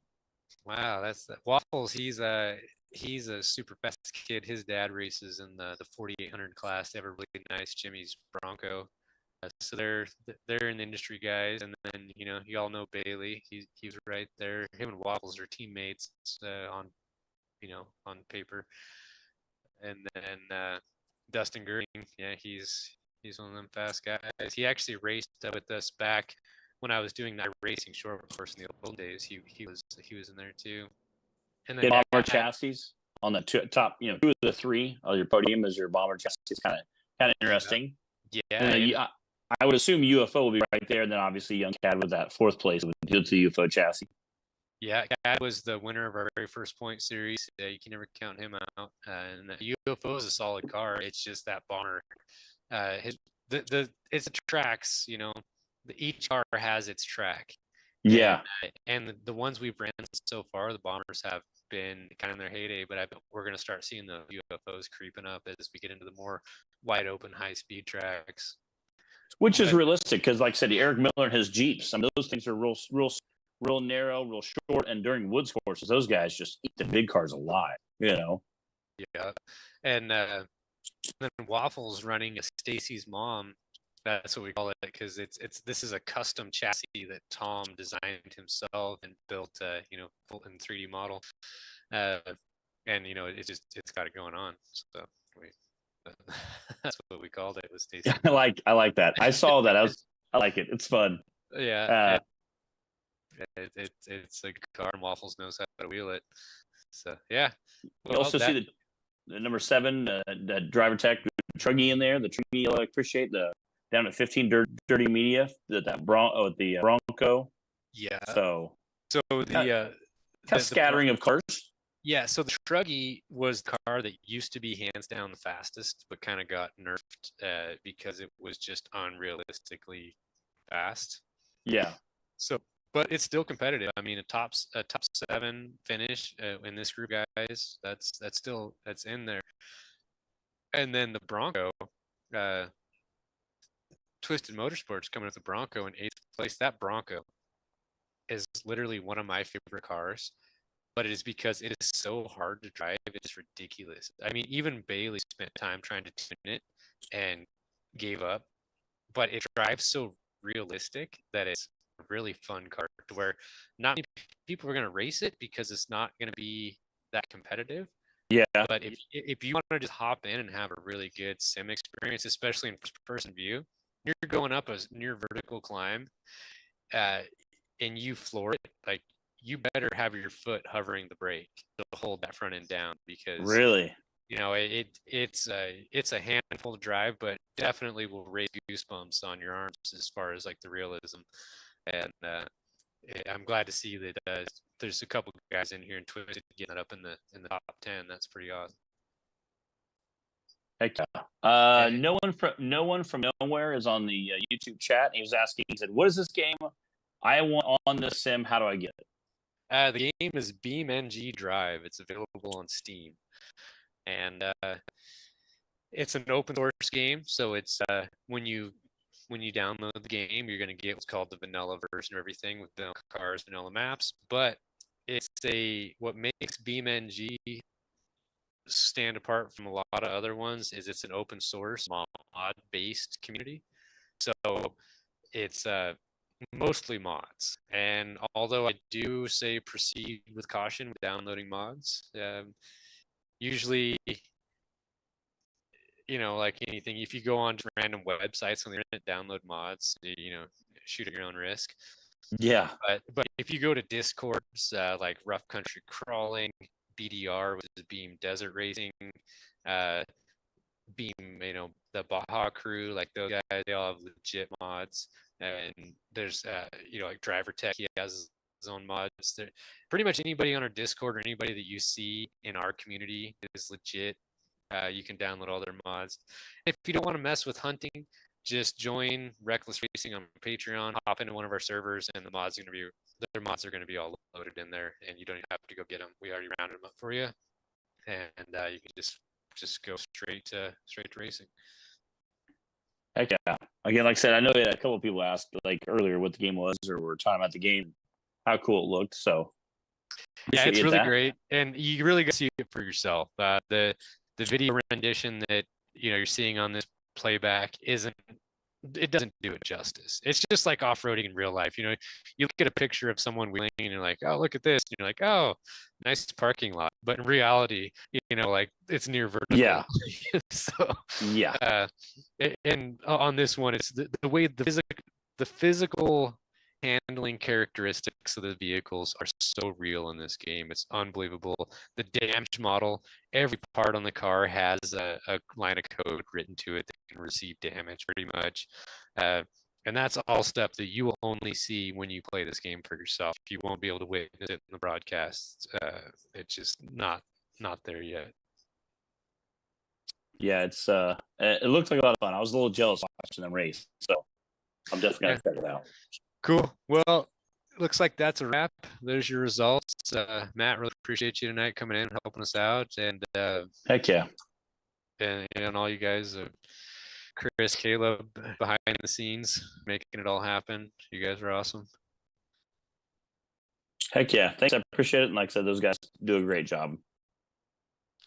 Cool, man. Well, it was a pleasure. We'll talk to you later. Signing off. Heck yeah.